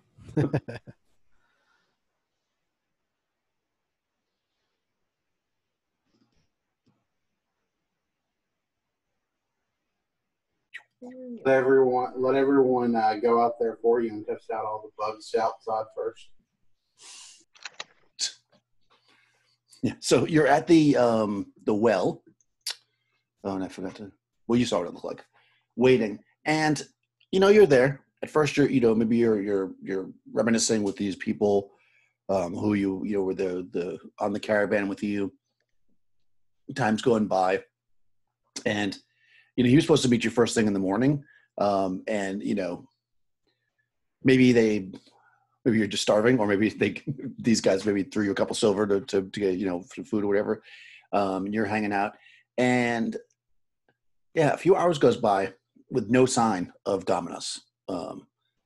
One of the groups actually says, "Listen, we have another job to do. But can you just tell Dominus that we'll meet him tomorrow?" And they leave. So you're left with just a few other workers.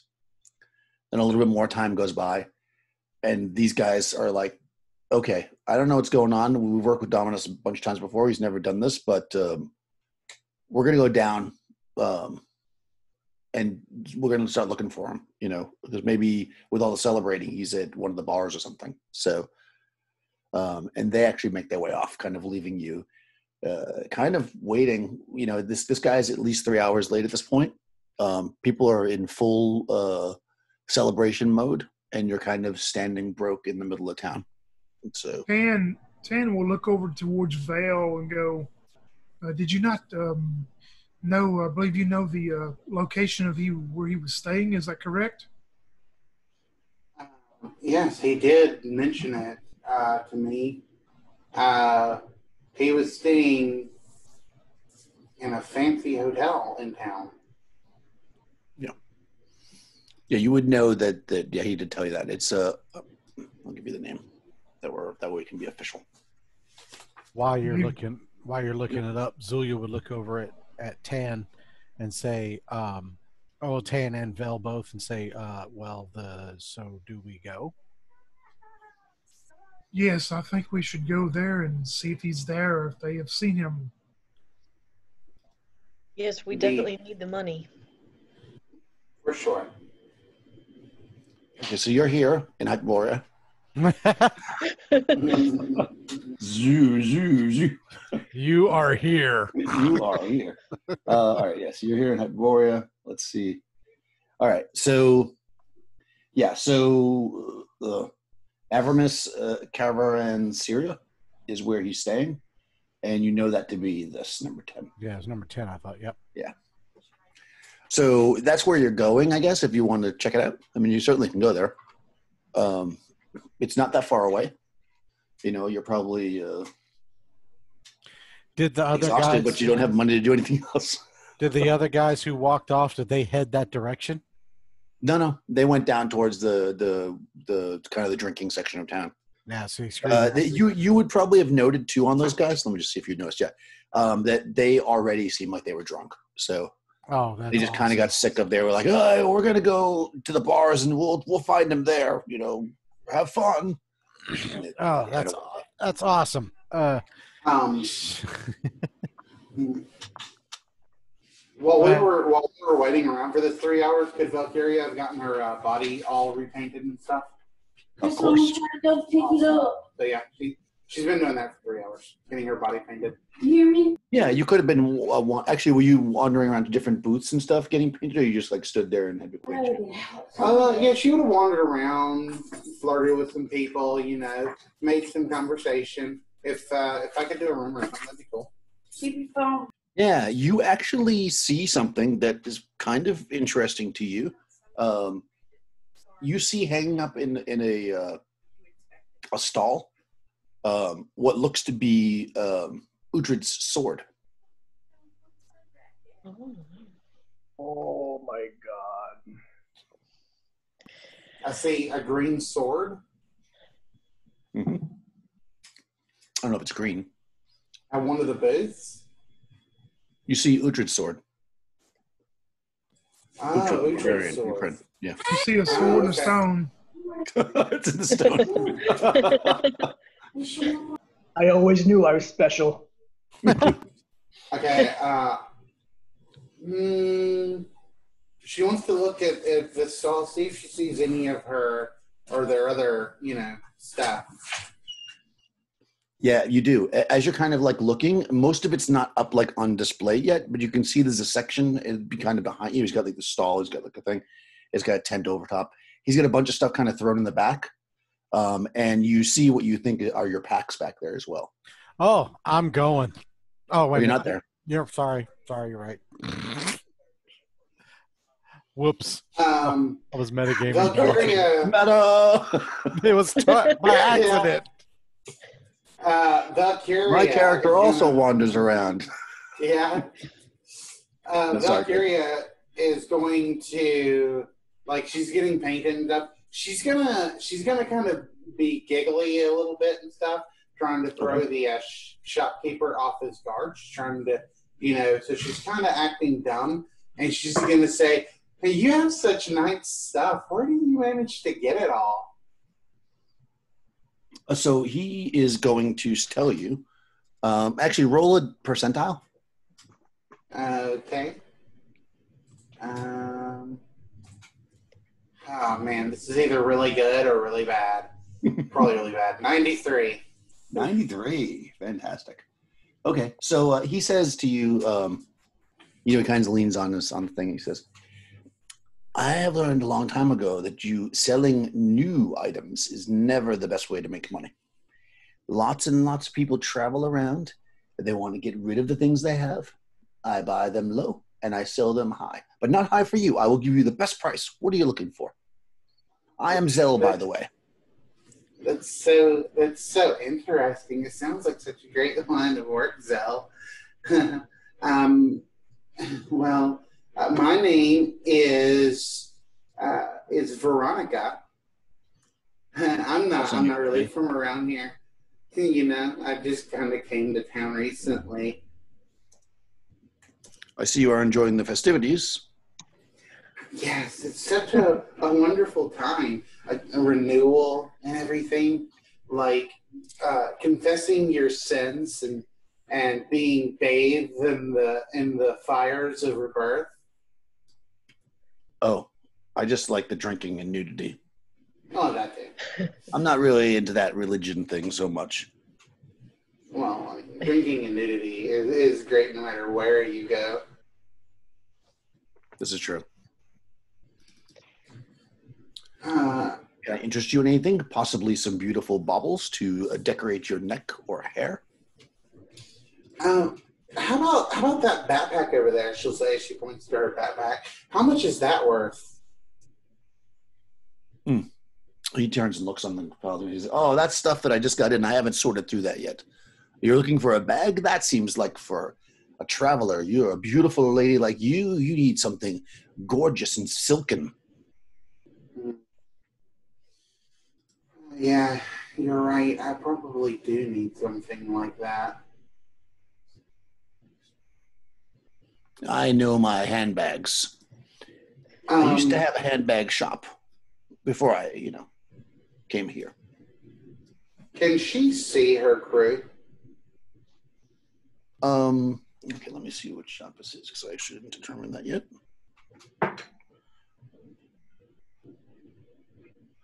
I mean, you kind of know where they are, but you probably don't see them. If they're by the fountain, you're basically at the one of the furthest away on the northern side of the thing. They're kind of dead center. So, yeah, you can't see them very easily, no. Valkyria is going to say, like, oh, you know what? I should bring my friend over here. She has our purse. I bet that she would like something silken and everything, too. Hold on. I'll go get her. I'll be right here, he says. And then he goes and helps another customer. And Valkyria is going to go off to her group. And she's going to say, she's going to grab, how does she want to play this? She's going to grab Penny, and she's going to go, Penny, I have something to show you. Quick. This guy has so many wonderful things. Oh, okay. Leave it there. She's going to, like, grab Penny, like, wrap her arm around Penny's arm, and start like basically dancing off towards this saw. Okay. Okay. I'll go with her.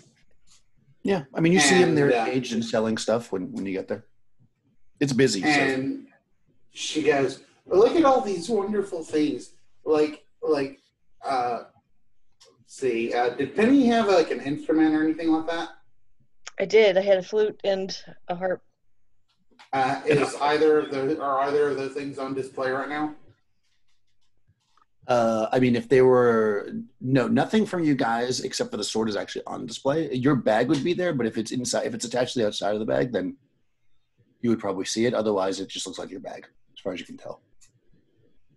Okay, assuming like the harp is near the bag or something, she'll go like, "You like playing instruments, right? Look at all those neat instruments over there," and she's going to make it like quite obvious that this is like their stuff, but she's trying to still play it like she doesn't really want to alert the group yet because she doesn't know how they'll react.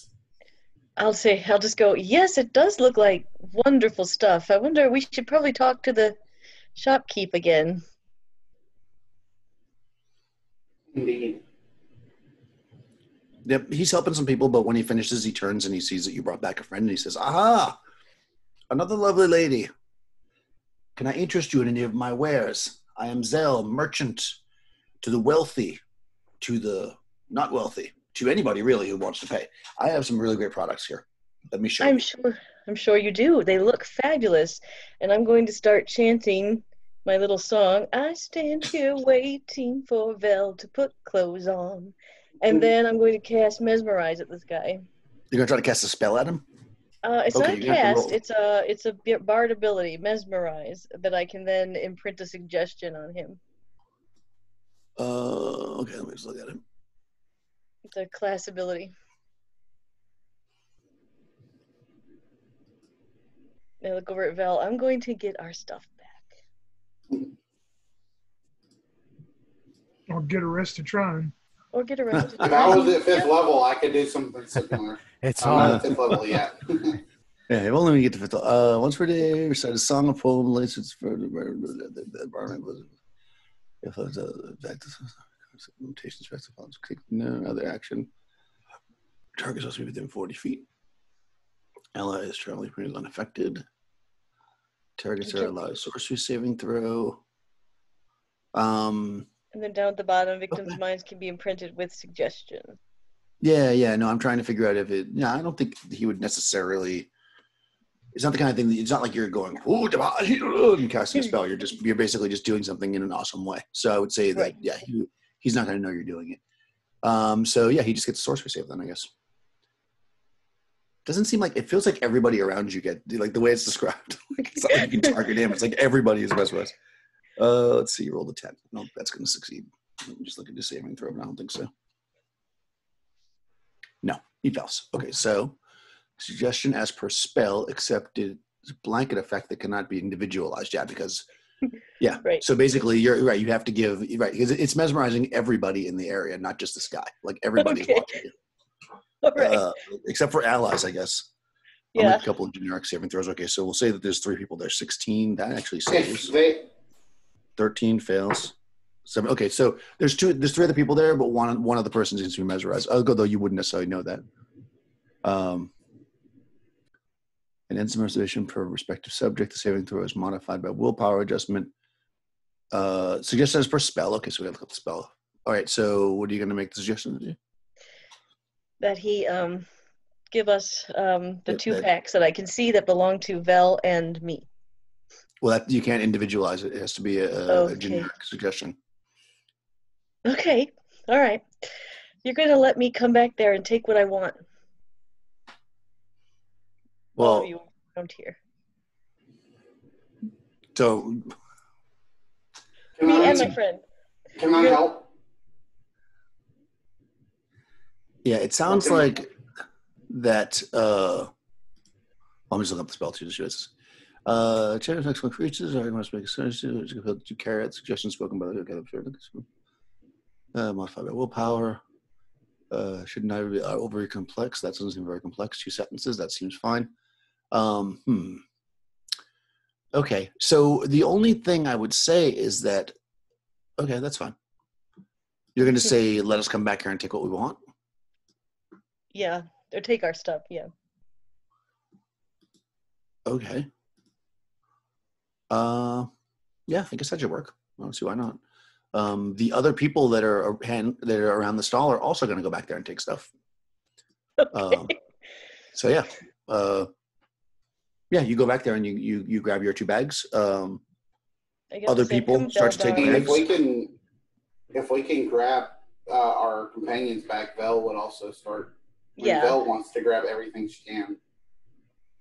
Yeah, so you're basically robbing this guy. That's what Oh, I was yeah. being a fence. I mean, duh.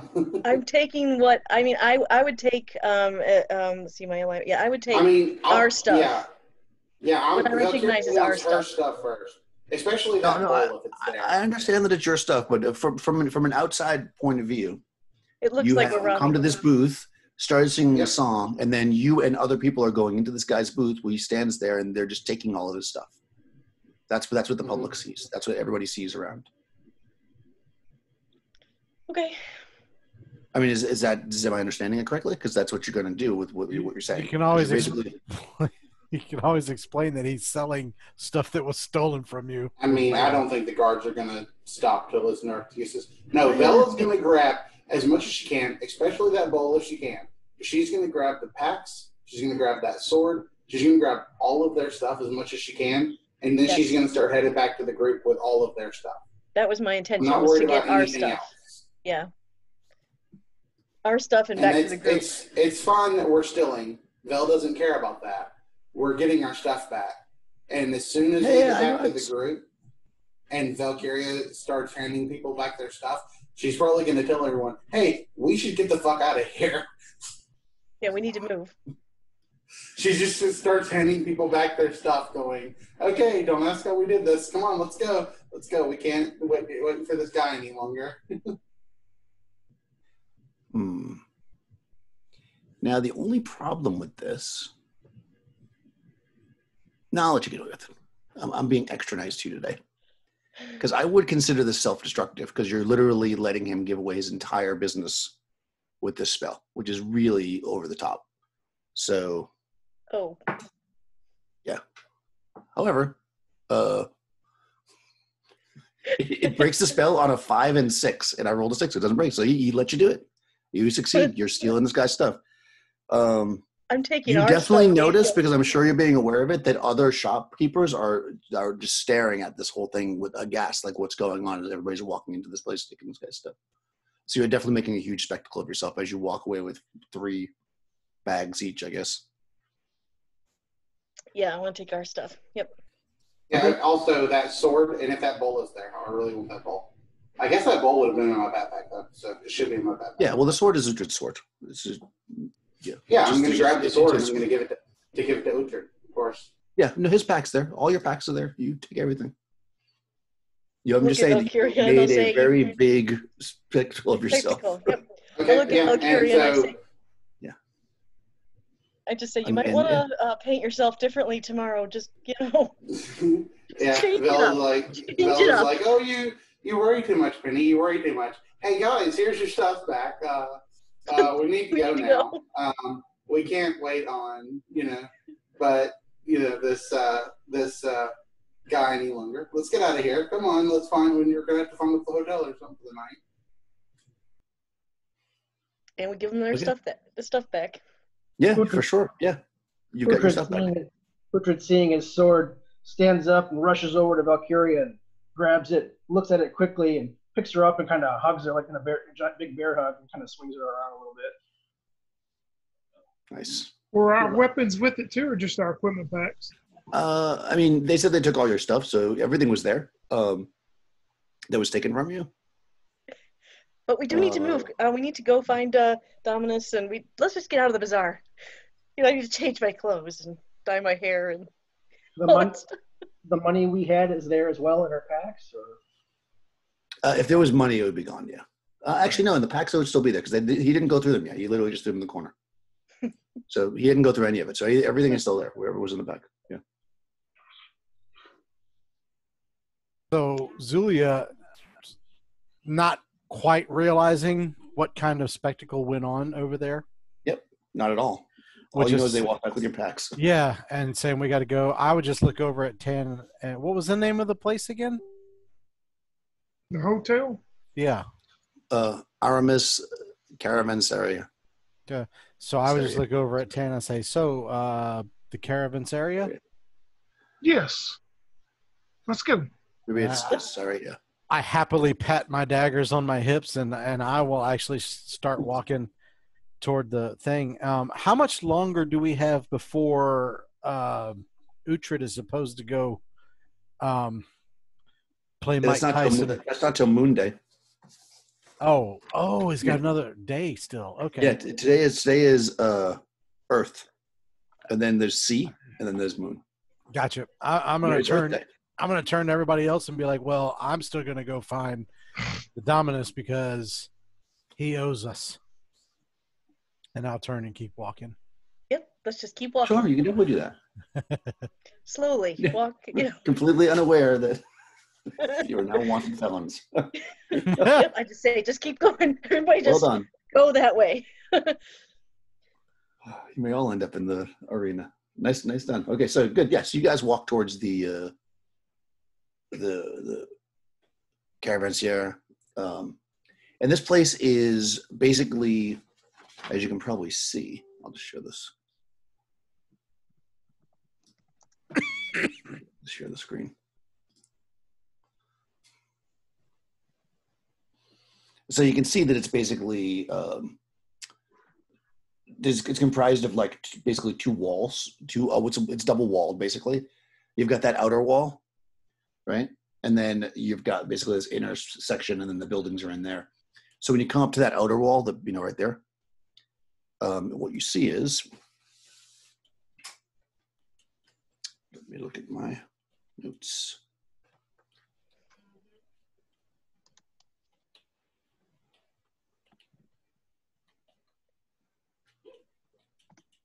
All right. Okay, there's two guards. They are dressed in leather armor, I believe. Yep, leather armor. They have they have fakadas, so like curved swords, and long spears as they stand on either side of the door. There is basically like a large gate there. It is open because, of course, the place is open right now. So, yeah, they're standing on either side of it, and they see you approaching and kind of look at you. They say, as you get closer, I guess if somebody's going to address them. And if you do not address them, then they're going to do the thing that guards do with their spears. And they say, are you looking for a room? Or I haven't seen you yet, so you're not a patron.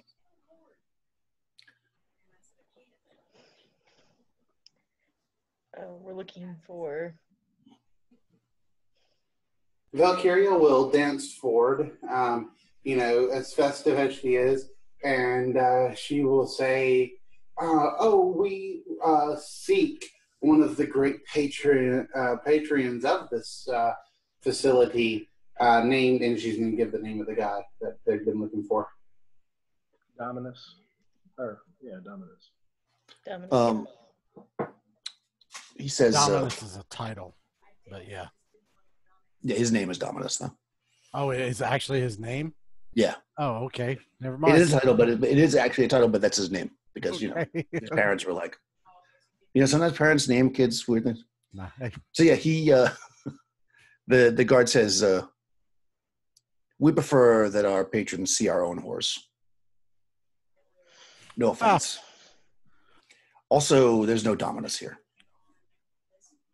I chuckle and I lean my short self like onto the bar, and I say, On the two spears that are crossed. I'm sorry, I misunderstood. I thought Yeah, we were, they're just standing there with the spears. That would be hilarious. They stopped us outside. Yeah, you're outside. My fault. I misunderstood. You were about to walk into the courtyard and they stopped. In that case, I'm going to throw my hands upon my tiny hips and say, we're We are not whores. We are his employees, and we know for a fact that he stayed here. His employees.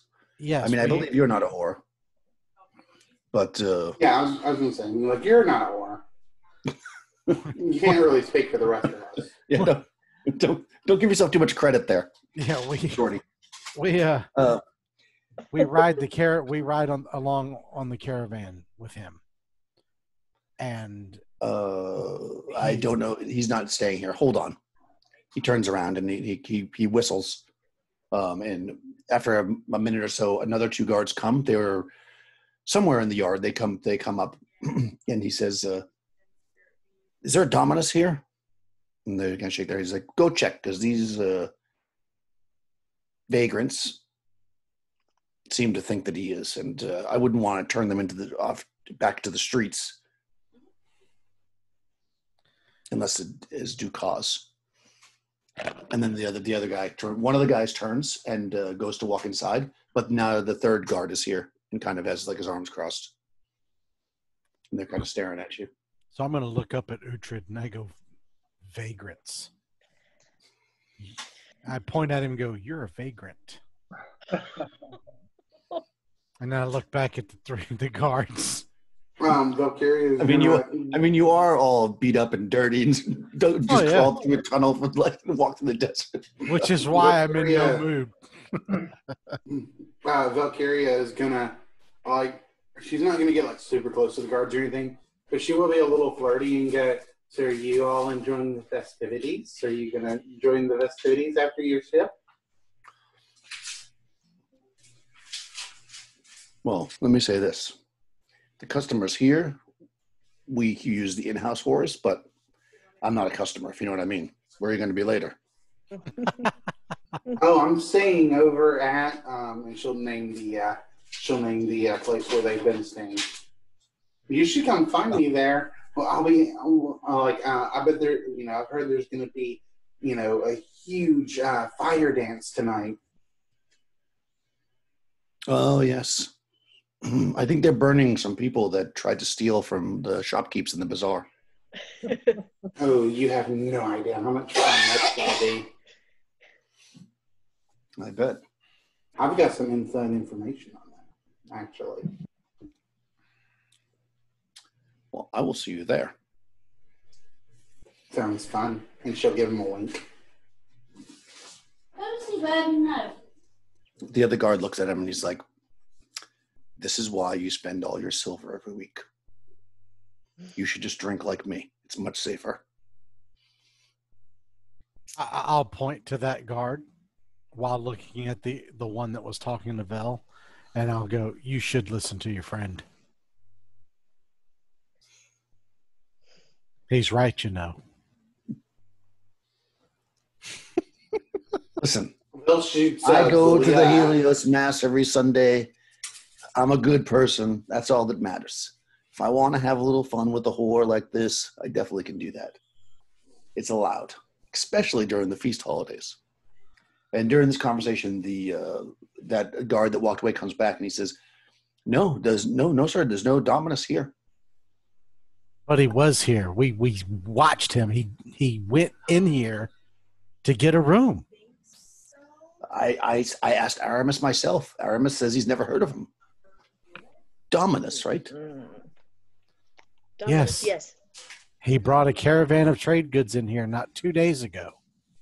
Well, I don't think arguing with these gentlemen guards is going to get us any further. It looks like we've been set up. So as Uhtred, just realizing he was being called a vagrant, steps forward. "Who are you calling a vagrant?" You're a little slow there. Do you have a home, or do you wander around and sleep in the streets? Well, I protect caravans. We don't So sleep you in the sleep streets. you sleep in the streets because you look awful dirty. I'll step up and Listen. get in this. You can be saved. Every Sunday, go to the Mass of Helios. You will be saved like me. I was like you at one point. It's okay. Just wait till Moon Day, and then she'll give him her own little wink. Hmm. You'll see. So at about this time, you see this kind of shorter, heavy-set guy, but really dressed elegantly. He comes out, and at first he looks out and he sees all this is going on, and then he steps out and he kind of yells, "What's happening here? Are we blocking the gates here? I have customers coming and going." And then the two guards turn. "I'm sorry, sir, but these people they claim that their friend is here." And he shakes his head. He's like, "Who is your friend?" Dominus. He came in here not 2 days ago after bringing a large caravan of trade goods in. We watched him walk right inside where he was going to be staying here. He said it was his favorite place to stay. I've never heard of him. Well, that's convenient. Well, I don't know what to tell you. This is my place. I am Aramis. He's a friend of mine. He likes my muscles. I mean, they are nice. But Is this he is this guy unfortunately not here. Is this guy within 30 feet of me? Let me look at the map. Can be. I'm going to say yes, but let me just check. This place is kind of big. Let's see. 1 square is 5 feet. You are here. Oh, no. He's 100 feet away from you. No. Easy. Yeah. Yikes. Yeah. Can we start? Uhtred, I'd like to start describing what Decimus looked like to see if anybody recognized it at all. Dominus. This guy shakes his head and he says, "Guard, yeah, let them in for a minute. Let's talk about this. You seem confused, and you do have nice muscles." And he walks back into the main building, and then two of the guards, not the ones that are on the gate, but the other two, kind of turn to like escort you back. And you go back through this, assuming you follow him. You go back through this, 100, 150 feet back into this second courtyard area. You see off to one side, there's like these beautiful gardens. To the other side, you see some carts and stuff for like wagons. And then just past that, there's some stables and some more gardens. But the main building itself, as you enter in, you're looking into like a large dining / bar area. See if there's a description of this. It's more thorough than that. That would be E. Do we recognize any of the wagons or carts that we walk by? No, I mean they just look like regular carts and wagons. Okay, so you see there's lots of people in here already, even though it's the morning. They're having breakfast mostly. You're looking at you can clearly tell that this is like a high-end clientele by the way they're dressed and stuff. But when you walk in, there's about maybe like 8 or 9 tables. There's like a bar set to the back. Off to one side, there's like private booths, and you can actually see the curtains. You can go in there and you can see there's like well-painted ladies in there for your pleasure. And he sits down at one of the first tables and he says, "Sit. Tell me, who is this Dominus? And why are you holding up my gate to see him?" Well, for one, he's our employer. And, despite the words of the rude words of your guards, we are not vagrants. We are actually honest. We are honest workers. We did run into a little bit of trouble last night, so we are not as presentable as we typically would be. So what you're saying is you were out last night and now you look like this. Yes. We are because we are new, we didn't quite understand the whole don't be out past the bell thing. Oh, that's just the government. They don't want you out there. They're just trying to hold back the businesses, to be honest with you. It's fine to be out. Well, clearly. Someone else, apparently someone else took it to heart. So anyway, we were supposed to meet him today. And as I said, the very first place we stopped when we came in town was right here. He said he was going to be staying here, and then Zulia motions to Vel and say, and Vel tried, much to her dismay, to secure the opportunity to stay here with him. But Oh, I see. We have our own horse. well, that, and there was another issue apparently that I don't think anybody was 100% aware of at the time. So we didn't stay with him, obviously. So, but Oh. now, You're a patron. You want to stay. well, she You have did. good baths. We We did. can clean you up. Your gold is as good as anybody's gold. Yeah, well, we It's didn't only have. only 8 silver pieces for the common room, but you look like you could use a private room. 3 gold pieces a night. Yeah, that's a little bit past My us. lords and ladies. You can tell he's being very sarcastic at this point. Yeah, of course. He says to you, listen, it sounds to me like you've been hoodwinked. I don't know what to tell you. I've never seen this Dominus person. We run a good establishment here. It is safe. And if he was here, he would be registered in the book. And I have the book right here. He pulls a little book out. And he's got it like in his like apron. And he flips the thing. He said, when was this? He looks back to that day. He says, no, he even looks the day before. He looks the day after. He's like, there's no Dominus. He would have signed. I have a question, Daniel. Would we have known traveling with Dominus? Would we recognize his handwriting? Yeah, I'll say he would. Sure. I'm going to reach and grab the book and start seeing if I see his handwriting anywhere. You grab the book. Oh yeah, I'm going to read it and say I'm going to All say. right, you're well, let immediately me set see. upon by guards. You're immediately set upon by guards. All right, good enough. Whatever. I mean, there's 2 guards right there. You're grabbing their bosses' shit. They're gonna try to whack you over the head with their spears because they're actually the first guy misses terribly. Second guy gets a 19. Let's see. Spears a d6, 3, 4, so 5 points of damage. Uh-oh. Are we back to full or not? No, you had to roll 1 hit die. I'd put me at -1. All right, so you go unconscious, and now the guards point the spears at the group. They say, see, I offer my goodwill to vagrants, and what do I get here? Take your friend and leave, or you'll burn. Valkyria has her hands up, and she's going to say, I'm sorry, I just have one quick question. How much do your whores earn? Because I might be interested in a job. If you have any open space. He shakes his head. Zulia's gonna like punch Vel in the arm, and then reach down and like grab Tan, and just Could have like, had that job 5 minutes ago. yeah, and look over at Uhtred and just be like, "Help me." I'll pick him up. Gotta curl over Yeah, my you can shoulder. drag him out. So I'll point out just those little things that you may not, because it's story-wise.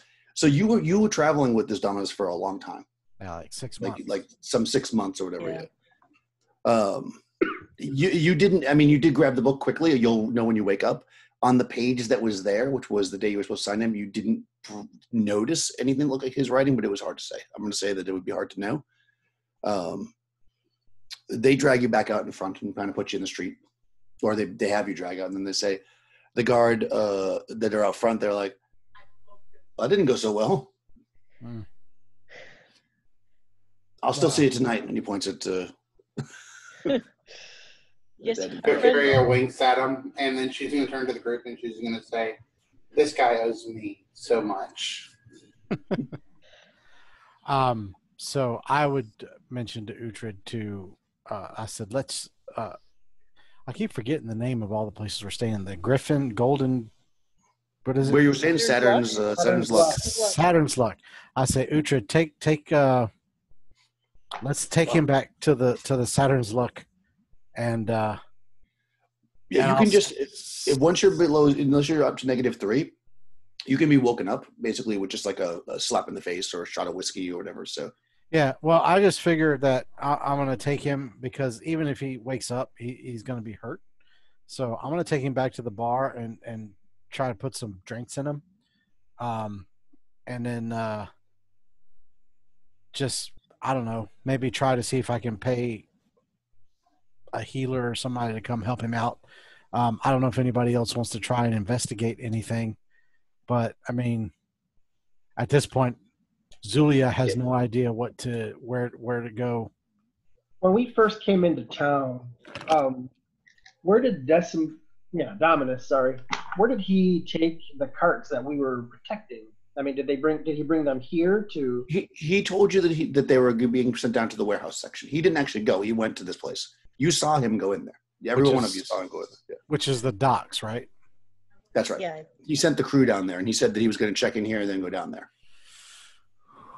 But just mechanically, just so you know, all you need is some kind of like a shot of whiskey or slap in the face to get up. You're technically at 0 hit points and can't really do much until you rest. When you rest, you'll get a hit die back. So after tonight, you'll be able to heal. But to actually pay a healer is going to cost you more than you have. It's 50 gold pieces. Oh shit! Okay, 50 or 100. I didn't remember. It's a lot. So I'm gonna get him a shot of something good. 10 seems like he'd be more of a wine guy, but I'm not 100% sure. Yeah, well, they mostly just have pomegranate wine here. It's going to be a silver piece. So I'm going to get him some pomegranate wine, get him woke up. And as he comes to, I'll be like, maybe not so, maybe not so aggressively next time, my friend. And why do I feel like this campaign's going to end with this guy being strangled by a belt? I mean, that was pretty good. I like that. I am you talking about the guy that yeah, exactly. They just did that to him. I'm like, oh yeah. I mean, this is not going to go well for this guy. 10's going to strangle this guy. I'm an assassin looking for work. So anyway, so I'm gonna like shove the wine, like, here, drink this, and then when he comes to, I'll put one hand on his shoulder, and I'll say, do you feel well enough to go down to the docks, or would you rather arrest my friend? Well, it may not have served the purpose you think it did, but I believe it served enough. I did not see, at the quick glance at the book, I did not see and recognize handwriting of Dominus's signing in there. So I have no idea what happened, but if he continued to stay there after we saw him enter it, he did not register on the book officially. Yes. Well, forgive me. I would never speak ill of your skills. I'm sure you accomplished what you meant to, but you need to be careful of too many whacks upon the head, my friend. They can begin to take their toll after some time. That's my concern. But the question remains: Do you actually, Tony? Do this for me. What's your int? Wisdom, whichever's higher. Wisdom? Oh, wow. Wisdom 16. Okay. Is there a test of wisdom? I don't think there is there? Nope. So we'll treat it just like any other test. I think a 16 is a 3 and 6. So roll a 6-sider on 3 and 6 chance. Got a 1. Yeah, as you're kind of like putting it back through your mind, because you were so focused on looking for his handwriting, you didn't see it. As you're kind of putting it back through your mind, you realize, or you're pretty sure, that every name in that book is in the same handwriting. None of which are Dominus's, of course. But it looked like the same signature or same handwriting. That's right. For everybody's name. That's right. Yeah, he's not going to mention that right now. Then he's not going to. He'll just look at Zoe and he'll go, "Well, I've got things to think through. I'm just going to stay here and recover here. You go and do what you must." So be it. So I'll order a pitcher of the pomegranate wine for him. Oh no! I need to keep my mind clear. I do not need to cloud my mind with devil drink. Okay. Then in that case, I'll order a pitcher of like honeyed water or something, and say this is this water, and it also has honey, which is good for you. Yes, that will be fine. We'll be back to check on you as soon as we get done at the docks. All right, so I'll say if that's where we're silver going. piece. 2 silver pieces total. 2? Okay, no problem. Yeah, the honey water should be pretty cheap. Yeah.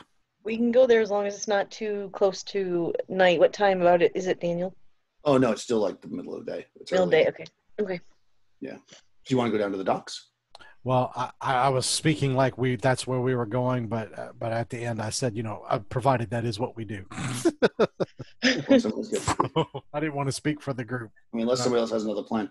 I realized that's what I was doing. That seems like the next place to go, Zulia. That's where we know Dominus took the wagons. That's where we've, found out that a lot of merchants are. If we wanted to ever get another job again. I wish I had a way to dye my hair. I would also. She would kind of look at the pin a little odd, like, but the red is so. Anyway, do you go through the bazaar? Do you go through the bazaar, or do you go around it?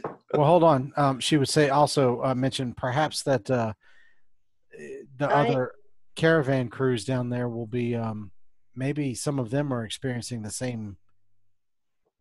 I don't know. Right. May see if anybody else is missing their caravan leader. Yeah. Daniel, I would have skirted the bazaar on the way back from Aramis to Saturn's Luck. I was going to mention that. And then we all just kind of. Yeah, I figured that's why I gave you the chance to jump right to it with that. Yeah, I mean, you would have had to have, right. You would have had to go past the bazaar to get to the Saturn's Luck. That's why I asked. Yeah, at least until things die down a little bit. Maybe they won't remember what I look like. Let's take the scenic route to the hotel, everyone. It's a sightseeing day. Yeah, we took the scenic.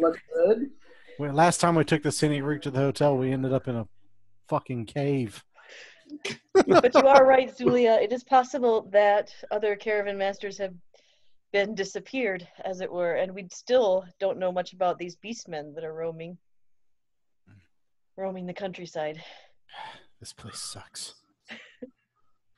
It does kind of suck. What is the old curse? May you live in interesting times. Yeah, this is you're in a tough city and you're new. Yes, indeed. She says, well, then I say we head for the docks. Now on the map, that actually looks like water. Is it actually water? Yep. Okay. Water. Yeah. So you're on the edge of of the ocean, basically. Okay. I just want to make sure. Oh yeah, that's water. Okay, cool.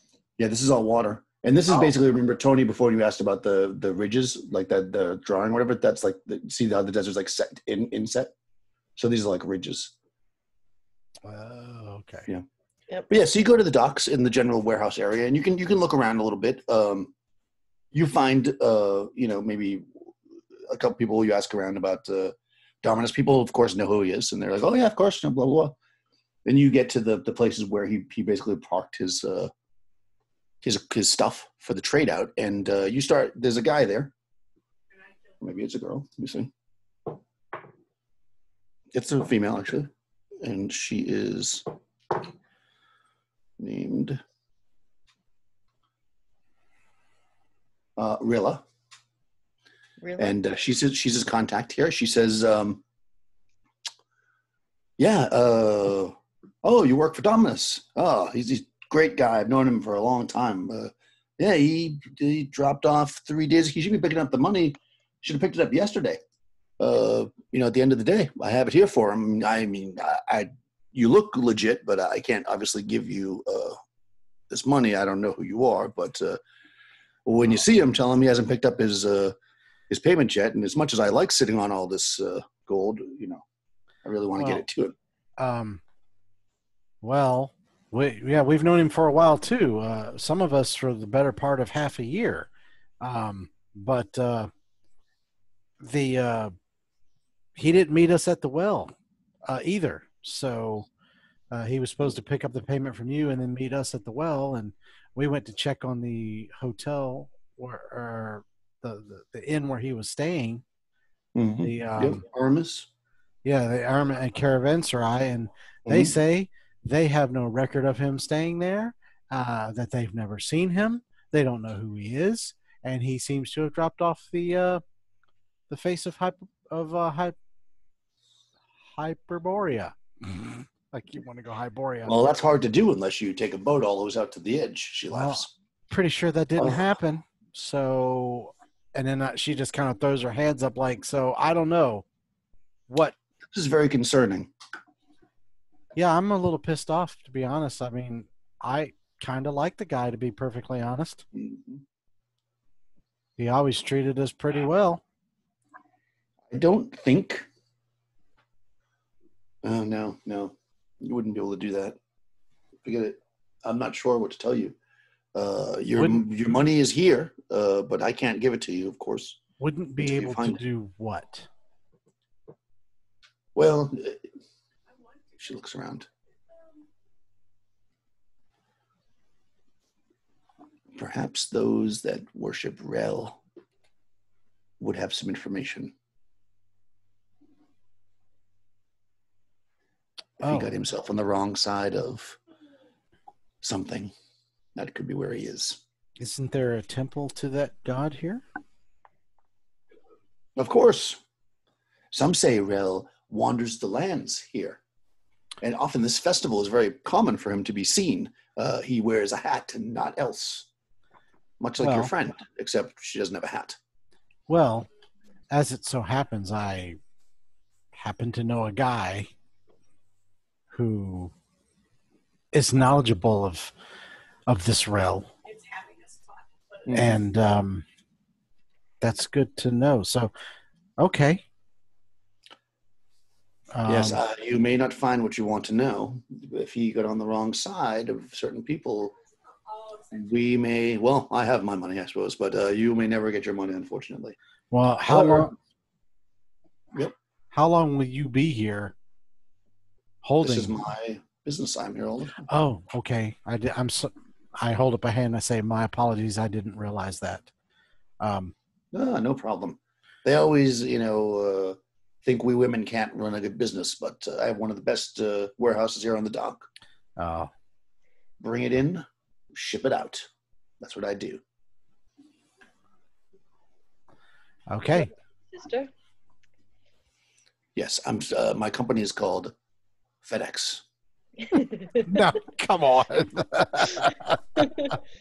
Well, they've been around a long time. FedEx, okay. It's FedEx. It is the FedEx shipping company.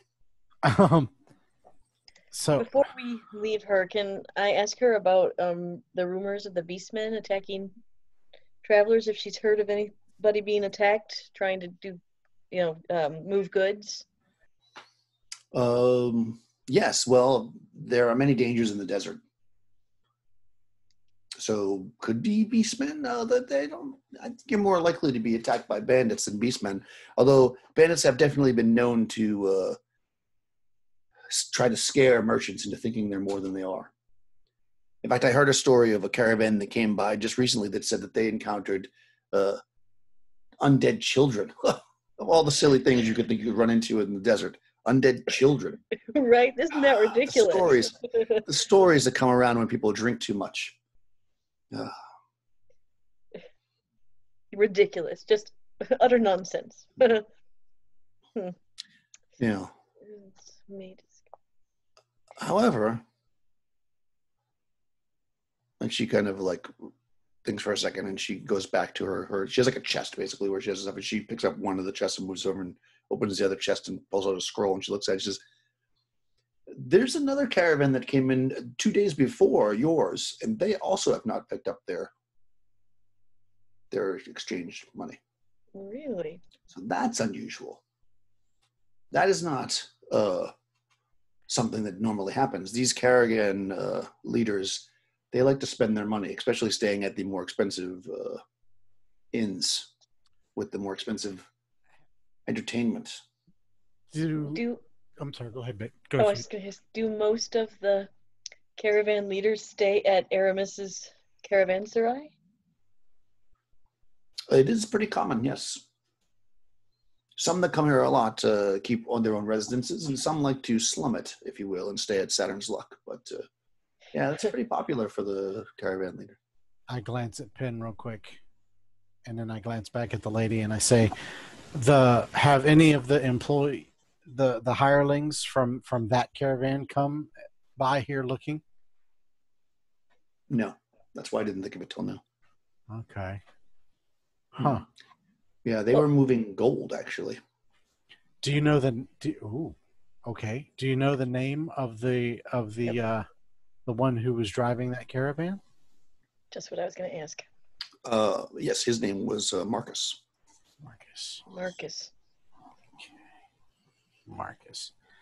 I turn back to the group and I say, well, two things. I think we should go back to the inn and ask if anybody there worked the caravan for one named Marcus. And also, I don't know if you guys are aware of it, but I'm about 90% sure that Tan is a follower of this Rel. I've seen the amulet around his neck. And he may be able to go to the temple and inquire if I don't remember what her name, what'd you say her name was? Rilla? Rilla. If Rilla says, if Rilla says that the followers of Rilla may know what befell Dominus, then Tan may be in a good position. They would be much more willing to speak to him about it, I'm sure, than they would us. Agreed. Well, He's Zulia, very devout. Zulia, the only problem with going back to that other hotel to ask around is, I'm pretty sure they're not going to let all of us back in. No, I'm talking about our inn. Oh, okay, all right. I'm not going back to the other place. Although I think I have a feeling, just an inkling, just a feeling, that other place is not what it appears to be. And it's definitely not on the up and up. Nope. But the followers of Rel would probably know for sure. Yeah. I wonder how many other caravan leaders have gone missing who's tried to stay at the Aramis's place. Well, we only know of 2 so far. But that's too many. Exactly. All right. We'll go back to the inn. I turn. Yeah. I turn and I thank Rilla very much for A, being so forthcoming, and B, for keeping our payroll so safe. Oh, yes, this is how we stay in business here in Borea.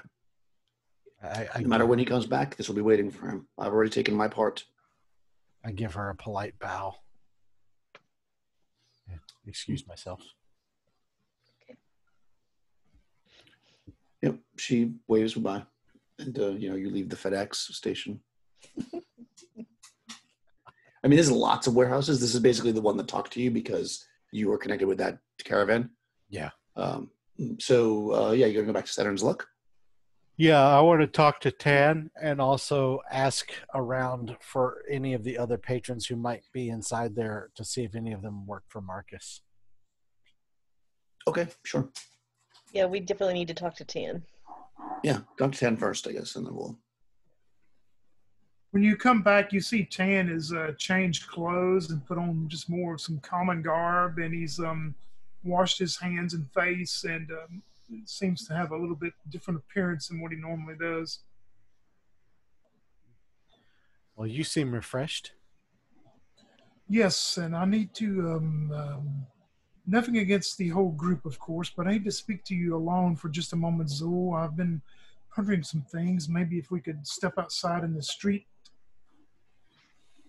I cock one eyebrow, and I say, okay. And then I'll turn to the others and I'll say, maybe you guys can ask about see if any of Marcus's employees are here while Tan tells me whatever he needs to tell me. Valkyria will begin to kind of dance around the room and get her body repainted again. And as she does so, she's going to chat with people about this Marcus and about, the rumors of people disappearing and stuff. See what she can find out. Okay, excellent. When I step outside with Zool, I will go, look, I've done quite a bit of thinking since you've been gone. Just wanted to make sure my head was clear after getting zonked by that bastard, I guess you could call him. But anyway, when I looked at the book, there's something else that I noticed that come to me, and I wanted to make sure that I was very clear about this in my mind first. I guess I would know these things, and you would too from your background, but there's something going on there at that place that is not right, I guess you could say. And I have a plan. I would think not judging you or judging me for what we do and what we've done in the past and what we will do in the future, but I would think that you could put on some type of disguise that maybe would disguise yourself more so, and I will go in these common clothes here. I want you and I to go and set up, and when the owner of that place comes out, I want us to follow him the best we can, but I need to be also within 30 feet of him when he first comes out, maybe distract him for a moment or some kind of diversion where he doesn't see me to get that close. And I have a spell I would like to cast on him. He will not know. It was very subtle, and he will not know that. He will be very unaware of it. There's a very slight chance he would know, but pretty much most people never do know this. I just want to perceive and make sure he is not something besides what he appears to be. And but anyway, if you can disguise yourself, and you and I can maybe go and try to wait on him and follow him and see if he leads us any place, because when looking at the book, these signatures in there were all signed by the same hand, if you understand what I'm saying. Someone has forged all of the names and signatures in that book. Well, that would lend credence to, I think, what everyone already suspects. As far as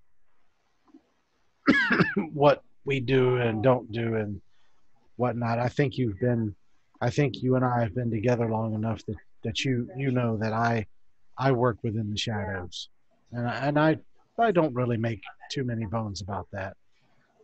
Exactly what I do, I mean, if you want to talk about that at some point, I would have no problem with that either. But I don't think secrets should be kept among friends, and I do consider you a friend. But yes, I am versed in disguising or disguises, and yes, I would be willing to help if he does exit, to distract him long enough to, Yes, and like I say, this would be something best for you and I. I don't want the witch dancing around and putting on a show. And Red, even though he is good for things, his size would be well, they've seen us all, and I just think this would be something best for you and I to try to do.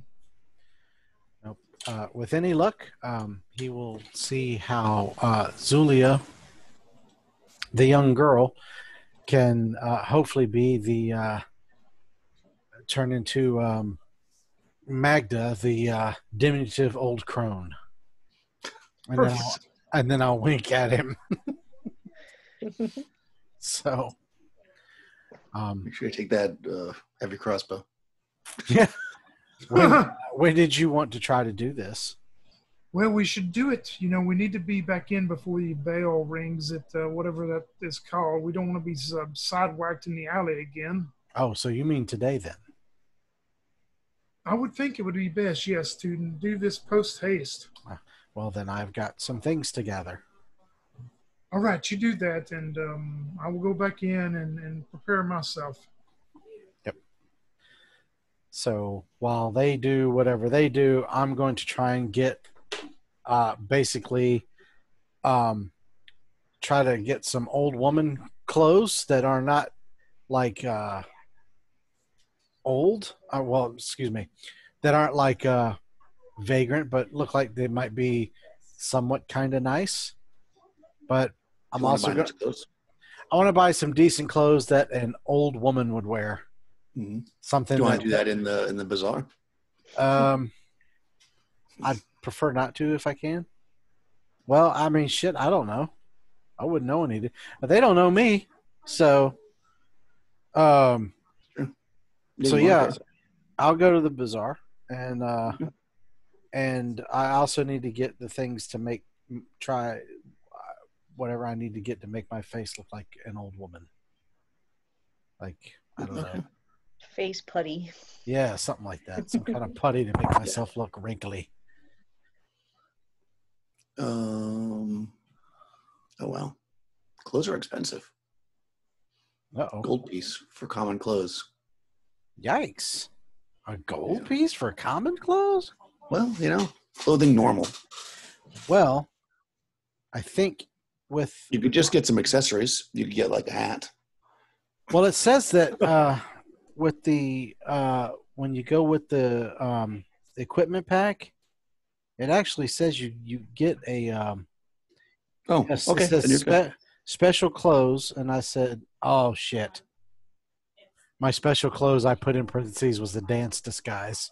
Oh, well, you could be a dancer. All right, so I won't be going as Magda the old clone. Apparently, I'm going to be going as Tiny Dancer. I like that you said that that's what you're going to do, and then you're Yeah. going to show up to 10, and he's going to be like, See how Who good are I you? am? Yeah. So yeah, I already have the special clothes. So yeah, all right. So inside the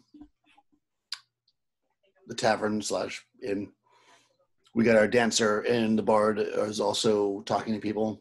Mhm. You definitely encounter some people when you start asking about Marcus.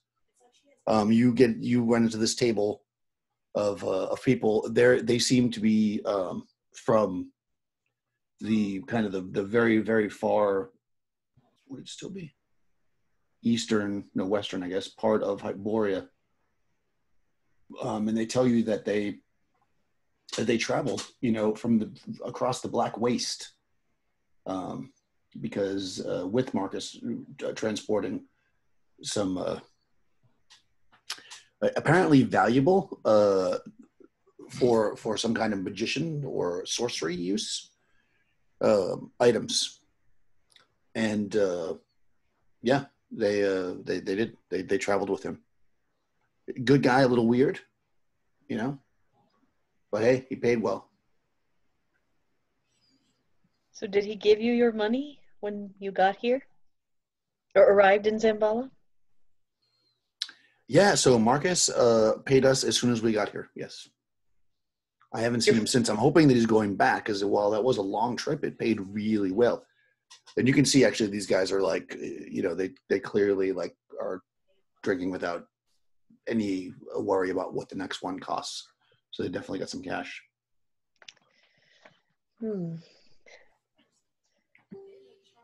But they said we haven't heard from him, since we got dropped off. But he paid us then, so we weren't really expecting. We figured he'd find us when the next job happens. And right now we're hanging out here with lovely ladies and lovely men, and painting our bodies and drinking.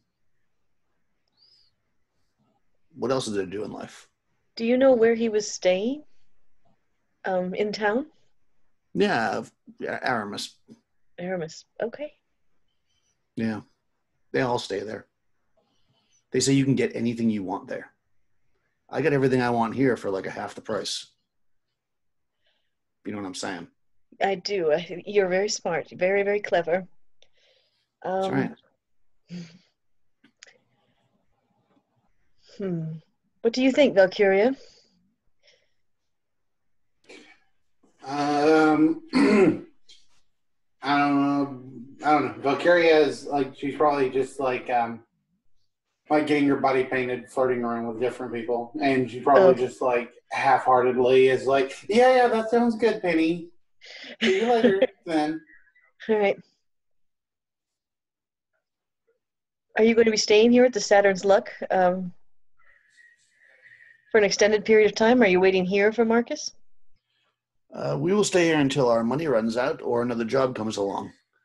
But no jobs come usually during this week. It's a week of celebration and drinking, and they start drinking. Oh, that's a good, yes. I hadn't thought of that. My first time in celebrating Beltane, so. Mm-hmm. It's an excellent, excellent holiday. Well, I appreciate your information, and drink up and be merry. Congratulations on your haul. Thank you.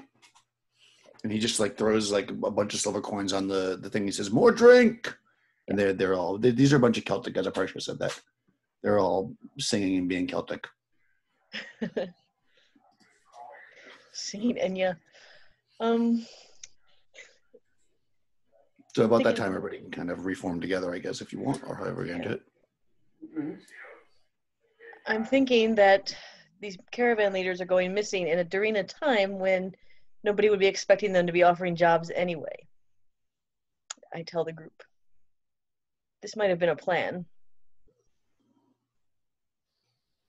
Yes, there is something strange going on for sure. There's no doubt. Myself and Zool are going to make a little side journey here very shortly before the bell tolls later. We should not be gone too long, but if we don't come back, don't come looking. Let's just whatever the Raven God brings for fate. Are you sure?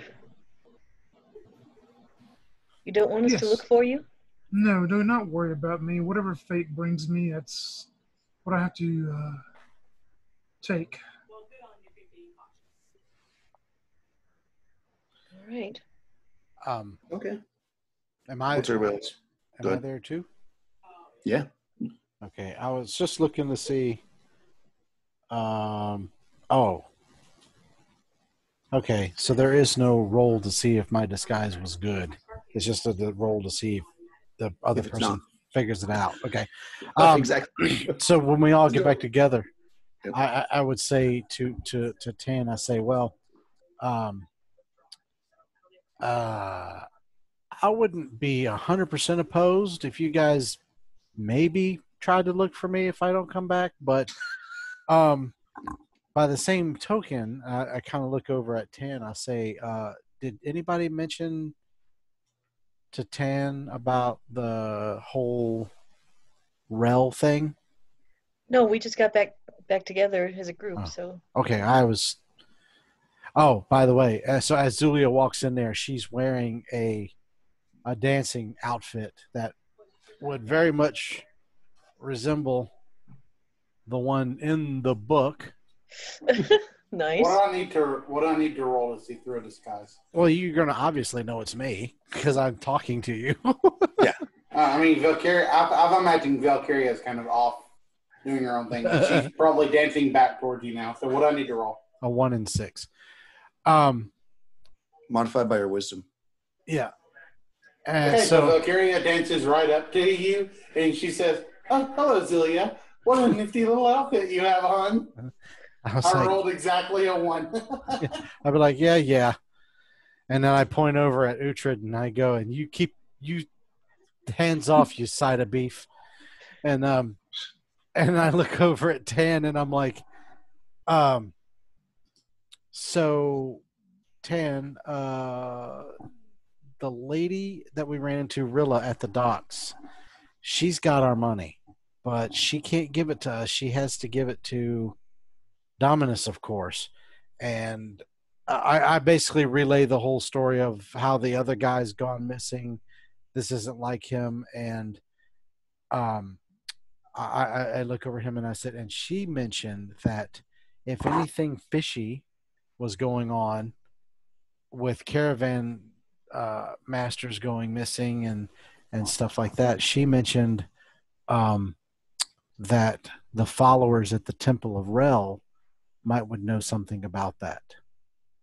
So Well, I am of course familiar with the rail, but I do. that is not the one that I serve. I actually serve the Raven God. I'm not for sure if they would speak to me or not. I will of course try the next day if you would like, but wait a minute.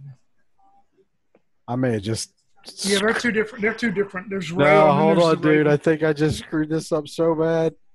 I'm the one who's a follower of Rel. Oh, you've all. Oh wow. Maybe you disguised yourself so well that you didn't know. Fucking A. It's the perfect crime. Not even I knew. I'm not even kidding. I don't even know if you can see. Can you see that? Yeah, I thought that you were a follower of Rel. Yeah, That's why it it's was like weird when you literally said it. I was like, well, I know one of us follows Rel, and I'm like, holy shit, it's me. yeah, because I knew Tony didn't, because he often mentioned the Raven God, because very specifically. What a dumbass. So Yeah, that was. I actually kind of thought you had done it like on purpose in character, because I Nope. thought that you did. I'm a That's why when you didn't idiot. mention it to him when you first connected, I was like, oh, No, I'm just a complete idiot. that is so funny. Yeah. All right. So you clearly lapsed. I did. I'd be like, oh God, it may. You may not have been the only one to take a wallop on the head. And I just kind of rub. I said, you know what? I'm not thinking clearly. I go over and order a goblet of wine, and I just immediately boom, nail it back. And I sit there and I take a nice deep breath and I go, okay, now I'm ready. So you're going to basically case the joint? That's your plan? Yeah, basically, I want Tan and We're gonna Zul sneak to sneak out. I mean, of course, she'll be much more disguised than I am. Even though I'm wearing more plain clothes, but I want to try to hide enough that we're going to set up and watch to see if the owner comes out. If he does, she's going to know to maybe distract him, just with nothing just directed towards him, but enough that I can get 30 feet within him, and I'm going to cast a spell on him. Okay. Yeah. I already know what I'm going to do. I'm going to walk up and just try and talk to him. With this disguise, that's all I need. Okay, Okay, so whereabouts do you want to be? Well, the front gate is probably the way he's going to come out, which is right there on the left-hand side of the building.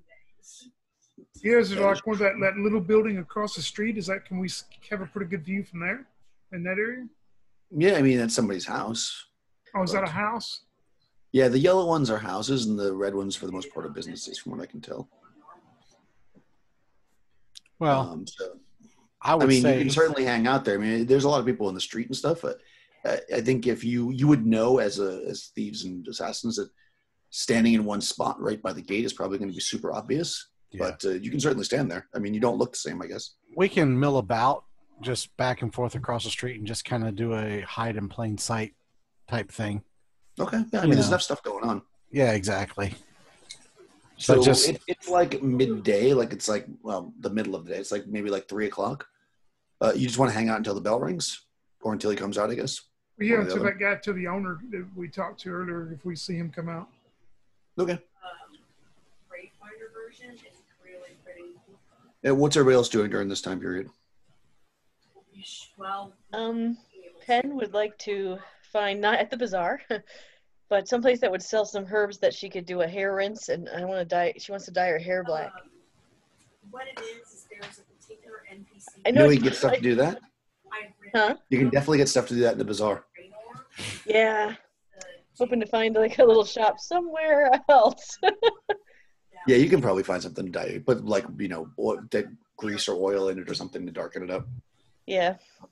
Yeah, you can do that. We'll figure. Let's say like a silver piece. Okay. Yeah, I mean, so you do that. What about our dancing queen and our barbarian? Uhtred's just kind of drinking it up with all the guys or the other patrons at Saturn's Luck. He's just, talking about his upcoming fight at the arena, and saying, hey, you should bet, come and bet on me or whatever. And just Okay. Do you want to do any arm wrestling contests or anything? sure, if I could do that, that would be fantastic. Yeah, of course you can. All right. So yeah, there's an arm wrestling contest going on. Let's see what we got here. We'll just do a D20 plus strength mod. Let me roll this guy's strength. He's not going to challenge you unless he's pretty strong, but we'll see. No, he's not that strong. Okay. Yeah, this first guy's quite drunk.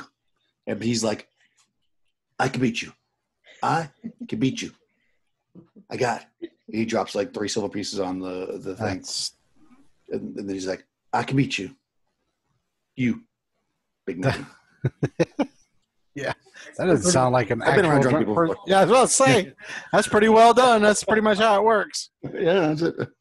Uhtred will just laugh and pat the guy in the back. He's like, all right, let's go. All right. So he only has a 12 strength. So he gets no bonus. All right, straight D20 for him. Oh, not bad though. 11. I'm adding my attack mod. Is that what I'm attacking? Yeah, add your do the attack mod. That'd be 17, so AC 2. No. Just make a D20 roll. Oh. What's the number? It would be 17 if I add the attack. Oh mod. yeah, no, that's way more than 11. So that's definitely you beat this guy no problem. So you have 3 silver pieces now, which you're probably immediately spending on booze. Who's next? All right, a much bigger guy steps up. Oh wow, he is much bigger. Okay, yeah, this guy may be bigger than you, and he steps up and he says, "I'll take your silver." All right, big man, let's go. All right, he like stretches, but he takes his ball cap, he turns it around backwards. So I made that movie reference and nobody's gonna get it. Okay, here we go. D20 roll. Oh, overly confident. He rolls an 8. I was gonna say, what are we watching? Over the Top Over again? the top. Over I the was going Top, to say, exactly. Over the Top. My dad loved that movie. Yes. We are dating ourselves. Oh. Crap. I rolled a 16, Daniel. All right. Yeah. So you beat this guy. He was like, he's all muscly and stuff. He's like, and then you just kill him, and he's like, all right, I'm still stronger than you. I've been drinking too much. And you win another 3 silver pieces. There you go, 6 silver pieces. Jesus. I Excellent. don't know what to do if I ever lose my weapons again. You skipped off. Well, I don't know. A belt is pretty effective. We're learning a lot here. Yeah. Okay. So yeah. So you guys wait. I mean, we'll just shoot through this because you're waiting. You're waiting a long time. Actually, do this though. The 2 that are waiting outside. Roll a wisdom, like a test of wisdom. So basically, your wisdom's 16, right? Or whatever. Or Tony. So you got 3 and 6. What's your wisdom, Rush? Mine is 13. 13. So you got. Oh, you also have 3 and 6. Okay. So 3 and 6. 1, 2, 3. On the D6. Ooh, I had a 3. Nice. I got a 4. Okay. So you guys are out there watching, and it's getting late. Like you're thinking, well, this guy might not, whatever. He's got to come soon because it's getting very late, and the bell's going to ring. You can tell people are already starting to scatter a bit. I mean, you've been out there for hours. You're probably thirsty and tired. When Tan looks up, and you can see, even though this thing's walled, I mean, the building inside is 3 stories, and you look up to the building in the center, and you actually see Aramis. He's out on a balcony. He's got like a robe like you'd wear if you were going to go to a spa or something. He's not wearing like full clothes anymore, and he's got a goblet in his hand, and he's sitting on the balcony just looking out at the town and sipping. And then he kind of like looks, and you see him just as like he kind of like turns and walks back inside. If he's on the balcony, he's going to be more than 30 feet from me. If I got Oh hell yeah, yeah. You wouldn't be able to get close to him, that close to him. He's got to be like 200, 300 feet away from you at least. All right. Yeah. But he's up on the top floor. Yeah, I mean, I'd just wait until the tolling of the bell. I mean, we Mhm. would to know we got to get back to the Saturn's Cup. Yep. Bell rings. Ding, ding. And when it does, you see those 2 guards in the front. They close the big doors when you hear it lock. So as I'm milling about, I would sort of mill around over near to where I know Tan is, and I'd just be like, well, it doesn't look like he's partying tonight.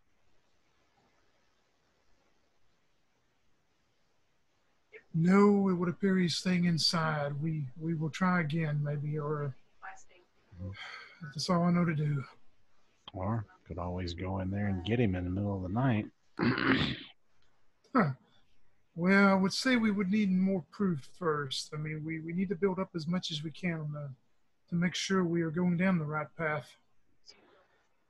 In this case, I say we wait until the morning, and I will go and speak to my brother followers of Rel.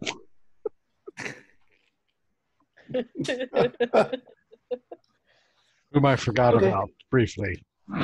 Yeah, you're able to get back to the Saturn's Luck, no problem, because even though the bell rings, it stays a little bit busy because remember you waited a while to meet the racist guy the first time. You get back there, staying on the main roads, going quickly through the bazaar, since you guys don't know any better, and wearing this loot that was stolen. It was stolen from you first, but it was just stolen from Bev in public.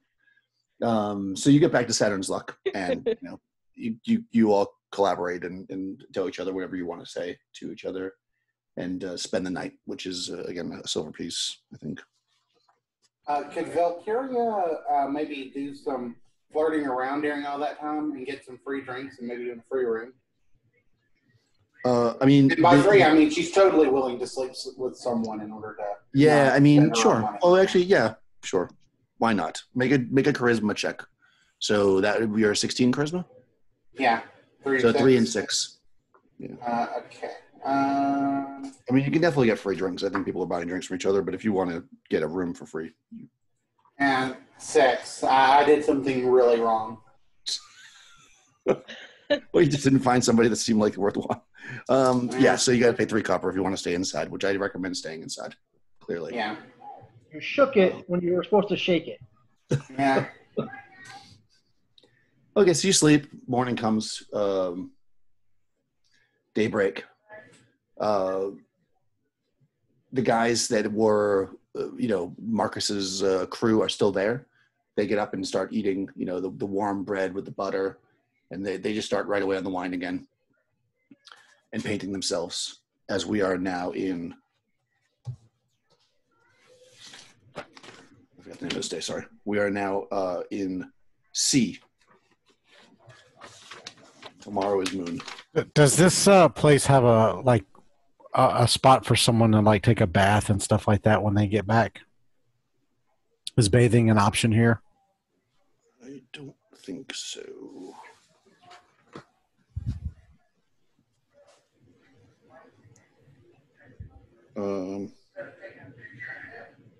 I'm just looking. There's actually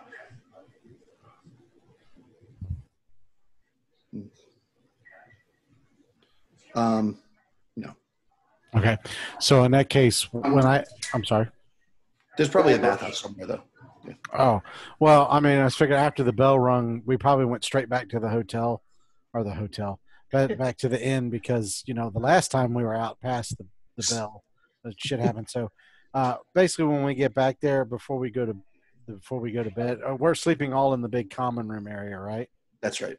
So I would just grab Uhtred and I would go get a big giant pot pitcher of water and whatnot, and a nice rag, and I just grab Uhtred and drag him to the corner, and I'd spin him around and face out into the room so that he's standing in front of me with his back to me like a wall, and I'll tell him, I said, if you turn around, I'm going to stab you. And then I'll take my pitcher, and because I need to, for one, because of everything that happened, but also because of the I probably would have cleaned myself up prior to putting on the dance disguise, but I'm all done up with makeup and stuff like that. So I'm going to clean myself really good before I go to bed so that I can You're not going to go to bed with eyeshadow and stuff on so it gets all messy? Because I want to be able to be presentable when I go to the temple the next day. That makes sense. So. What was Penny doing during the 3-hour time? I'm you just see me rubbing black grease and dye into my hair, just trying to really darken it up. It's not Carper red anymore. Now it's a dull, very, very dark red. Before you did that, if Daniel would allow it, Valkyria would probably drag you to a bathing house with her. So she wouldn't have to go alone. Up to a bathhouse. So she wouldn't have to go alone. So if I have to spend money, and if Penny would go with me. Oh, sure. Yeah, you can get a bath. If you go before the bell, it's safe. So you can definitely go. Silver Priest will get you a bath. You always have to wash your hair before you dye it anyway. Yep. That'd be fine. So during the 3 hours, she will take Penny with her to get a bath, and then afterwards she'll get repainted and stuff, and then she tries to get a free room, but no luck. Victor's got his sword out while he's blocking for Zulia, in the pretense of checking the blade. He's trying to look in the blade and get a look behind him with it. Nice. Ugh. There's always a way. Like that. Valkyria totally could have got a free room, but like Penny wasn't willing to like listen to the suggestion. Like, Right. She was not a good wingman. Okay, so it's the next morning. oh yeah, we've been here for a few days now. What? We've only been here for like a few hours. What are you talking about? Or we've been here for like a few months. Yeah, you are now here. You're on basically C day, which is the 17th. You arrived in town on the 14th in the evening, late in the day. On the 18th, you have the both moons are new, so there's no moons on the moon day, which is when our valiant warrior is going to fight in the arena. Unless something happens before then, I guess. All right, so you're going to. What's everybody else doing while you go to the Temple of Rel, or are you all going together? Tan wants to find if he would probably ask if there's a place to go to get like a shave and a haircut, and he would go and trim up his hair and get a shave, and then he's going to actually go to the temple, find the Temple of the Raven, and go speak to them. Okay, for sure. Everybody, you can roll their hit die for healing because you slept a full night, so you get that back plus con. Fully healed. I'm back to full. Yes. I mean, it's not very many, but at least it's full. I know. I'm back to all 6. Right. Hey, you know what? 6 more than I had That's right. at the end of the night last week. That's right. 1 week ago, you were in the opposite situation. Yeah. Although there's still time, so let's see what Yeah. happens. Victor's going to stay at the inn and have a hearty breakfast. You can still fuck this up. I'll accompany Zulia if she's willing to let me come with her. I'd love to learn about Rel. Zulia would not stop anyone who Okay. wanted to go with. I could get some more folklore. Yeah, Rel is definitely a pretty common god, actually. And actually one of the main gods of where I can't remember where you're from the island with the masks there. Yes, Port Zangerios. Yeah, Portuguese. Let's see. Rel. I know that he walks around naked with a hat on. That's Yes. my Rel information. Rel is a demigod, basically. He likes to be among the men. Men being human, not men just men. Yes, I know what you meant. All right, cool. So you guys can do that. So shaving it, same thing. Like you're gonna have to go to like the bathhouse if you want to get shaved and stuff. So it's about they'll say a silver piece, whatever you guys want to do. They can clean you up there. If you want attractive servants to wash you, then it's 2 silver pieces. If you just want anybody, then it's a silver piece. There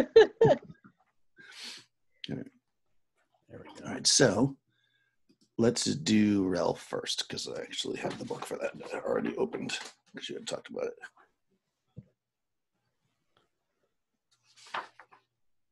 Thought I had it open. Where are you? Yeah, I did. Rel, the Temple of Rel. Grotto of Rel. Grotto of Rel. Yep. So it's cut into the side here. Let me bring it up so you guys can see it. It's a grotto.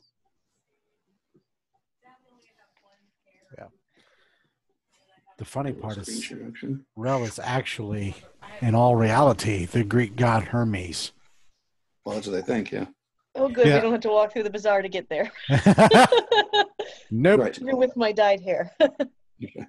The facade opens directly into the sandstone cliff. Inside, a cavern complex doubles as both a temple dedicated to deity Rel and as a grotto for the small people that come and gather. Okay, so blah blah. People's names. You don't need that right away. Let's see. So 3A would be the first room. Yep, 3 is the first room. Here we go. The doors are barred after eventide bell, but of course it rang, so it's open right now. By a sturdy half-a-ton iron shod. So okay, so there's big ass doors that are open currently. In the center, this is basically a cave. In the center, there is a fountain that stands 6 foot 6 foot tall. Statue of Rel stands in the center of the fountain. I really read that in a weird way. Let me start that over. Instead of reading it to you, I will just describe it. That's better. So basically, you go into this place, and it's like a cave. It opens up into a cave. In the center, there's a large fountain, and in the center of the fountain is a 6-foot tall statue of Rel. And he's got his hat on and everything, and and he's like, water's coming out. I think he's peeing.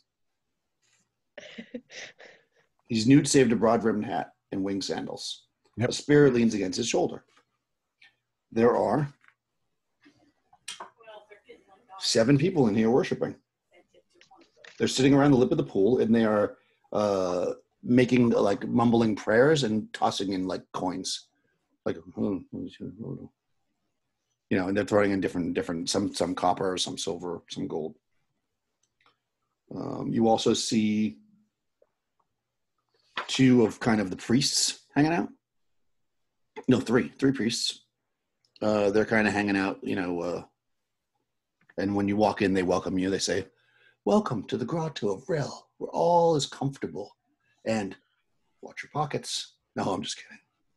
Come in. How can we help you?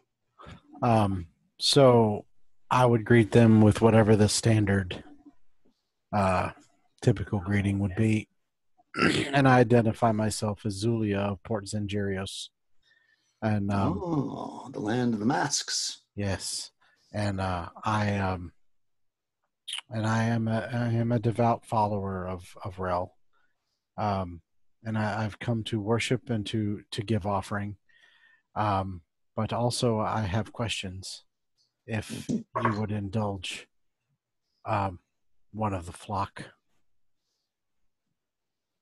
So this first guy, guy or girl, this first girl, Volia, she says to you, "Why, of course, we are here to serve the people and to spread the word of Rel.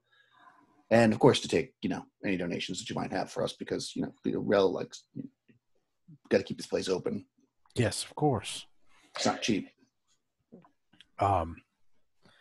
So I would, I said, if you would give me just a moment, I would wish to offer a prayer, and I will go over to the fountain and actually offer a sincere prayer to Rel, and I would put a number of silver pieces in, probably 5. Oh, fancy. 5 silver in there. Okay. I didn't mark that down. Hold on. Yeah, spend your money. Yeah, that's right. Need answers though.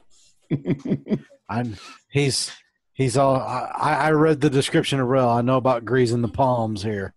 And then when I'm Zulia, can anybody donate? Can I give, or is it just followers of Rel? I'm quite sure that they would have no problems if you wanted to come. And if you want to, you can come to the fountain with me, and you can listen, and maybe not verbalize your prayer, but at least listen to it. And then while we sit there, I would take a little bit of extra time to sort of explain to Penesta a little bit about Rel. Since she said she would like to learn, I can tell her, what I know, and which I don't know. Do you guys have the book? I do, yeah. You do. So I would basically just give you the rundown of what's there in the book. That would be, player knowledge. And then I would offer my coins, and I would wait for Penn to do the same. Yep, I'll give 2 silver.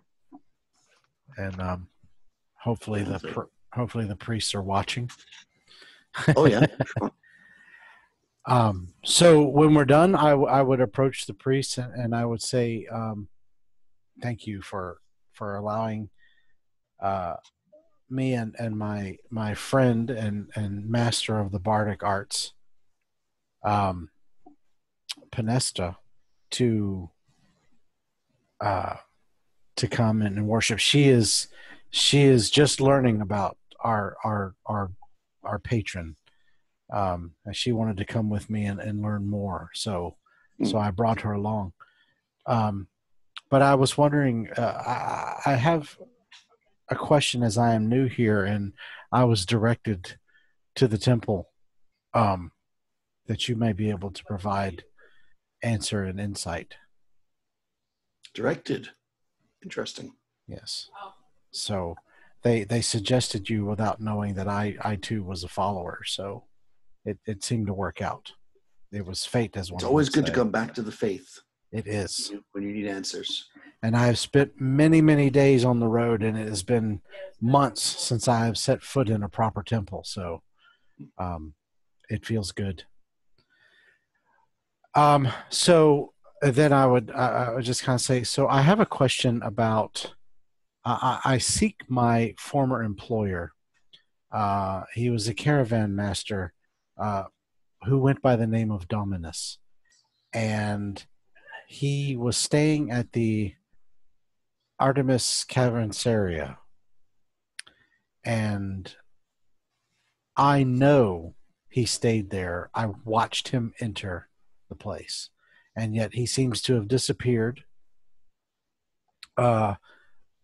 Completely disappeared. And those at the Cavernaria claim that they have not seen him, never heard of him, which I know to be a falsehood.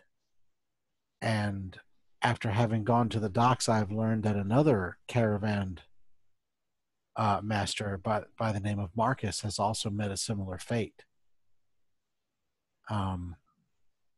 There seems to be dark deeds being done at the Cavernaria. And whilst I don't necessarily seek to interfere with those deeds, it is important that I find my employer. And I simply seek to figure out what may have happened to him. I see. Well, for those of us who follow in the paths of rail, caravans coming and going are of great interest, and those things that interrupt that are not good for us. That's for sure. Indeed. I think that you need to come on a religious retreat with me. Oh? How strong is your faith? Well, I mean, I am young, but it is my faith that brought me through my training in shadow. I see. You're in a box. In this one? She is new. I don't know what her previous faith was, and I kind of look at Penn a little bit apprehensively because I truly don't know.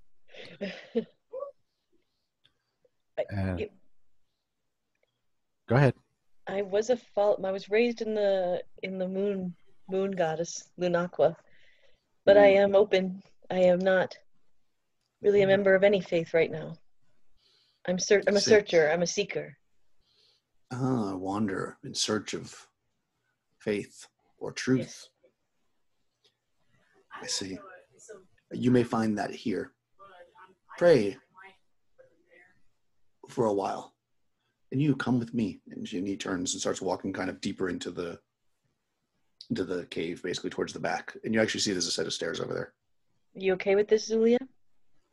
Oh, I have no reason to distrust the leaders of my faith. But I turn to her and I say that with this look of, oh my God, what's getting ready to happen to me? as I say those words, it's kind of like the non-mobile way of going, yes, I'm absolutely okay with this. Oh boy.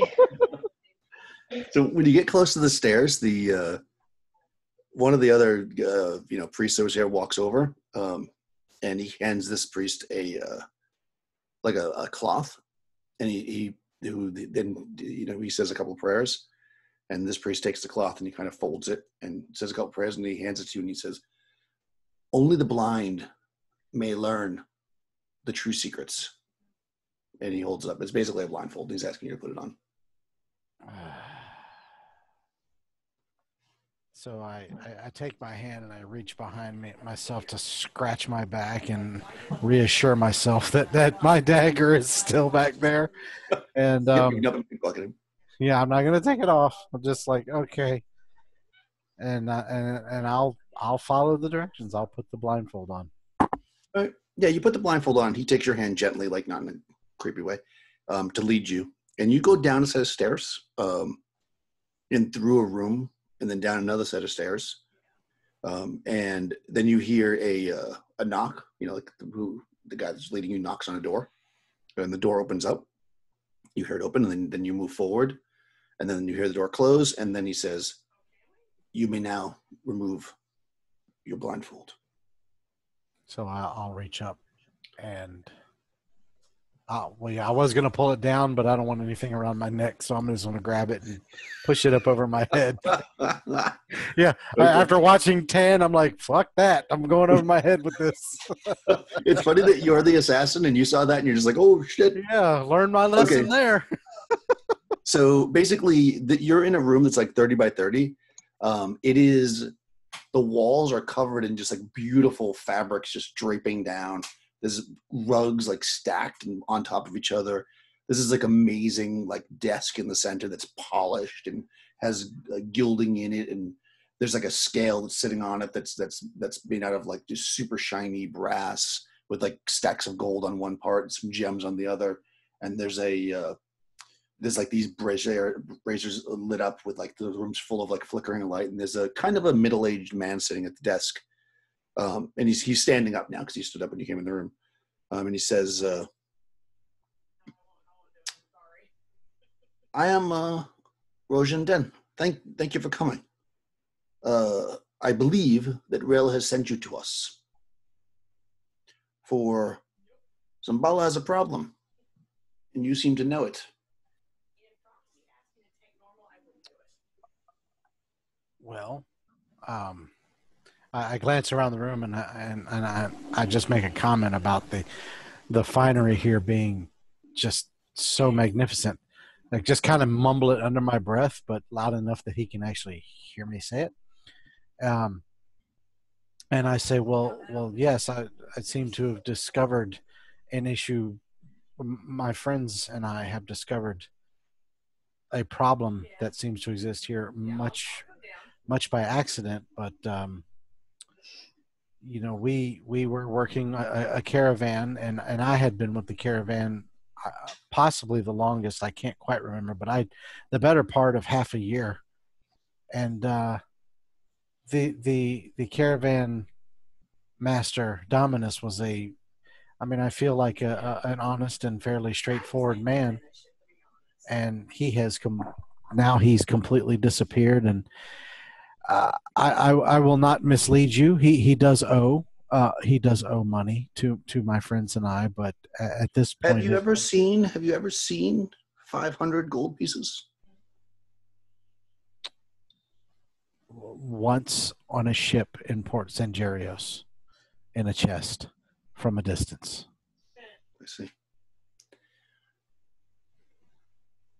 The Thieves Guild, the worshippers of Rel, those who move at night, the ones who keep the business in Zambala honest, let's say, cannot be directly involved in these matters. However, if this problem was taken care of, there happens to be, and he kind of nods his head, and you actually see that maybe you weren't really paying. I'm sorry, I should have said when you walked in, but there's like 3 or 4 like women in here with him, like beautiful women, just kind of like lounging around. One of them like reaches down and opens up a small chest that's full of gold, and he says, "This could easily find its way to whoever helped take care of that problem." So am I, being that I am what I am, is it easy for me to pretty much figure out what he means by taking care of the problem? Mm-hmm. Well, okay. He said he'll get more in detail. He's going to say, I don't know how much you know, but I think you know the source of our problem. I do. where the caravan leaders are being taken is not a place that they will ever come back from, unfortunately. So may Rel keep and bless your friend, for the man-eaters have him. Is rescuing him out of the question? It would depend on how long ago he was taken. I do not know the dietary needs of the man-eaters, but they come most every night and take a victim. And you can hear their screams if you listen loud enough at the desert when the wind blows and the drums pounding. She like flips her head back. I know these men. They took us. They took you. Well, now I'm impressed. He now sits down. So I tell him, we were out past the bell, and we were waylaid and taken prisoner, and we were able to escape. They were naked men, painted, covered in blood. Mm-hmm. We this is interesting. I had heard rumors, though I did not think they were true, that some of those they captured were being used for some type of hideous sacrifice, not just eaten. Perhaps there's another layer to this. We didn't get to see any of that. We woke up in a pitch dark room. My friend the bard was able to use her magic and provide us with some light, and we found, and my other friend, who is a follower of the Raven God, was able to find a hole and dug his way out, and we had to fight several of them, and we fought. They took our things, but I had a dagger hidden upon me, and so did my bard friend. The rest of us fought with bare hands, and we made it out. It was just into the desert, past the ruinous temple to the... I don't know how the directions on the map in Hyboria work, but I would give him the east. It was to the east. Oh, actually, no, it's actually north, I think. North, yeah. Yeah. Well, because north was right in the middle of the map. So this actually would have been... Yeah, it's hard to tell. Whatever direction it is, that's where I tell him that we were going. No, it was east. Yeah, it was east. To the east, past the ruinous temple. So he says to you, our problem that we cannot officially sanction anyone to take care of, but perhaps there's, he kind of motions to the money, is this bastard that Aramis. Well, I kind of... He is feeding the man-eaters somehow. People stay there, they disappear. Then those nights, we hear the drums. Okay. So I would look at him and I say, well, this type of taking care of the problem is precisely what I am trained for. I'm not exactly a thief, if you catch my drift, but I do work in shadow, and I was trained to be a problem solver, to make certain problems go away. So there's that. Most of the people who are with me, I would say, particularly the one who follows the Raven God, would almost take pleasure in dealing with this. The money aside. The money is great, don't get me wrong, but let's just say that there are some personal aspects to it now. Well, if you would like to dump the money back into the fountain of Rel, that's fine as well. Well, Also, feel free to take what you find from him. But what I will say is this. If you can eliminate that problem, you will always have a place here. But now you have me thinking there's something more. So be wary. Perhaps it's not just hungry man-eaters, but something worse. I will make you this promise. I will do what I can to make this problem go away, and anything else that I find out, I will make sure that you are the first to know. Very well. He sits back down, and he kind of like, you can see he gives like a very subtle, like his head like this, and then the guy that brought you in hands you the blindfold again while saying a prayer. I give him the guy I was talking to a very deep and respectful bow, and I put the blindfold on, and then I stick my arm out to be led. All right. Yep. I mean, assuming that you don't try anything funny, No, they lead you back out into the grotto where you were. no, I'm good. No sudden movements from me. Speaking of sudden movements, it's getting late, but let's quickly do Tony, if you guys don't mind, if you can hang out a little bit longer. I'm good. Okay. Yep. Yeah. Since we're right in the middle of this, and he wants to see the Raven Temple. No, and we can I'm probably actually wrap curious. So, yeah. Okay, 10. So you're going to see the Temple of the Raven. That is going to be up in the north. What's the map here? Yeah, it's in the northern. It's behind the arena, basically.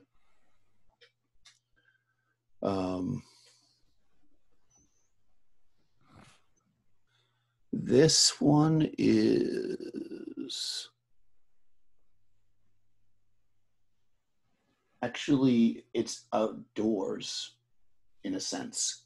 It's kind of like a large-ish kind of walled-in space that you approach it, and there's a couple, there's a gate, of course, that they probably close at night, but you're able to walk in the middle of the day. All right. When you go in, it's like a large, like I say, like a largest, not quite round, but it's kind of a roundish kind of a walled-in space. In the center, there's like what is probably like the main temple area, but outside you see lots of kind of these low growing trees, and on them are dangling, lots of different symbols and totems and stuff that the Raven is known for. There's a lot of different like shiny objects and stuff, that attract birds and that kind of thing, hanging there. There are a couple people tending the trees, like they look like they're like priests, if you will.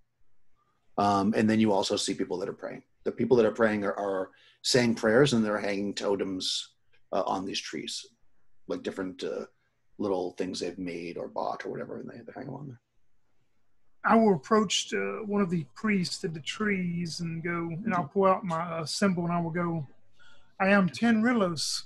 I'm a cleric trained in the port city to serve the Raven God. I've found myself here traveling with a merchant caravan for the past 5 months, and I would like to speak to one of your head priests to acquire some troubling information I believe I have discovered here in the city. I see. Okay, let's see the high priest. And he kind of like, finishes the thing he's doing on the tree because he was like in the middle of it. And then he turns and walks quickly towards the center building, which has just a very simple door on it that he opens up. And inside the space, it's just one very large space. And there's lots of, like, if you can imagine like long staves, basically, like branches essentially that are carved in various shapes and with all kinds of like ruin and symbols. They're kind of building almost like, you could almost imagine it like a fence along the wall inside, so that when you look at it, it almost looks like you might see like relief stuff in stone, but it's all in wood. And sitting in the middle is there's like an older gentleman. He's actually just sitting like cross-legged in the center on like kind of a mat that's made of straw. And when you come in, he looks up And if you have your holy symbol out, you would notice it immediately. Yeah, and He Tan says, would present whatever type of greetings that they would do to the higher hierarchy of the church, and he will go. Found myself here through my merchant caravan, and the first thing I would like to say is this city has blessed me with something unexpected that was found, and he's going to pull out one of those platinum pieces. He had two of them, so he's going to pull out one of them, and he's going to say, "The city coughed this up into my waiting hand since my arrival here, and I would like to donate this to the God I serve to help you continue to build your temple here in your wall." And he's going to donate one platinum piece to him. Wow. Okay. Excellent. He says, thank you. That is much needed. We send the men out to collect the raw wood as we are inspired. And this will help provide rations for them on their travels. And he kind of like reaches out like a hand. The guy that led you in, he actually takes it from you, and goes and puts it in like a chest or whatever they have on the side. Then he will. There's something that is brought in is very troubling. Here, a couple of nights ago, myself and the other employees that I have been traveling with, we have stayed here and grouped together. We were waylaid in one of the streets there after night. We were not aware exactly of the meaning of the tolling of the bells, and we were making our way back to our inn, and were waylaid in the street and kidnapped, you could say. But luckily, we were able to find our ways out. And the most troubling matter, though, is our employer, the merchant,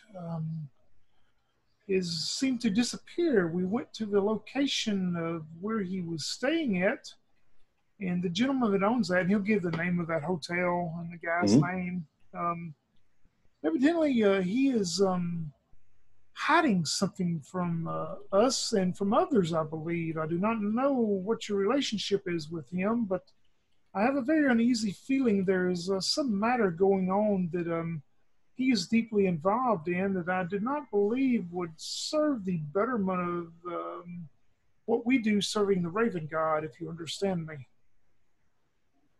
Yes, this is very troubling. I have heard rumors of strange things happening of late. People disappearing, but I did not know the source. However, I believe there's something worse going on. I've been seeing visions, and you arriving at this time seems like it ties in. There is a man in the desert who was seen face to face the god Kraken. It has been transformed. This man follows shaman path, much like those who follow our god. He knows something. His knowledge could help move you forward in your destiny. He's in the desert to the south. Yeah, to the south. Yes, and what is this shaman's name that I would need to speak to?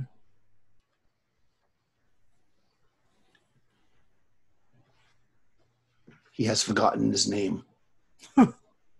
In the whole world has forgotten his name. No, really, he's forgotten it. He goes by no name, but you will know him when you see him.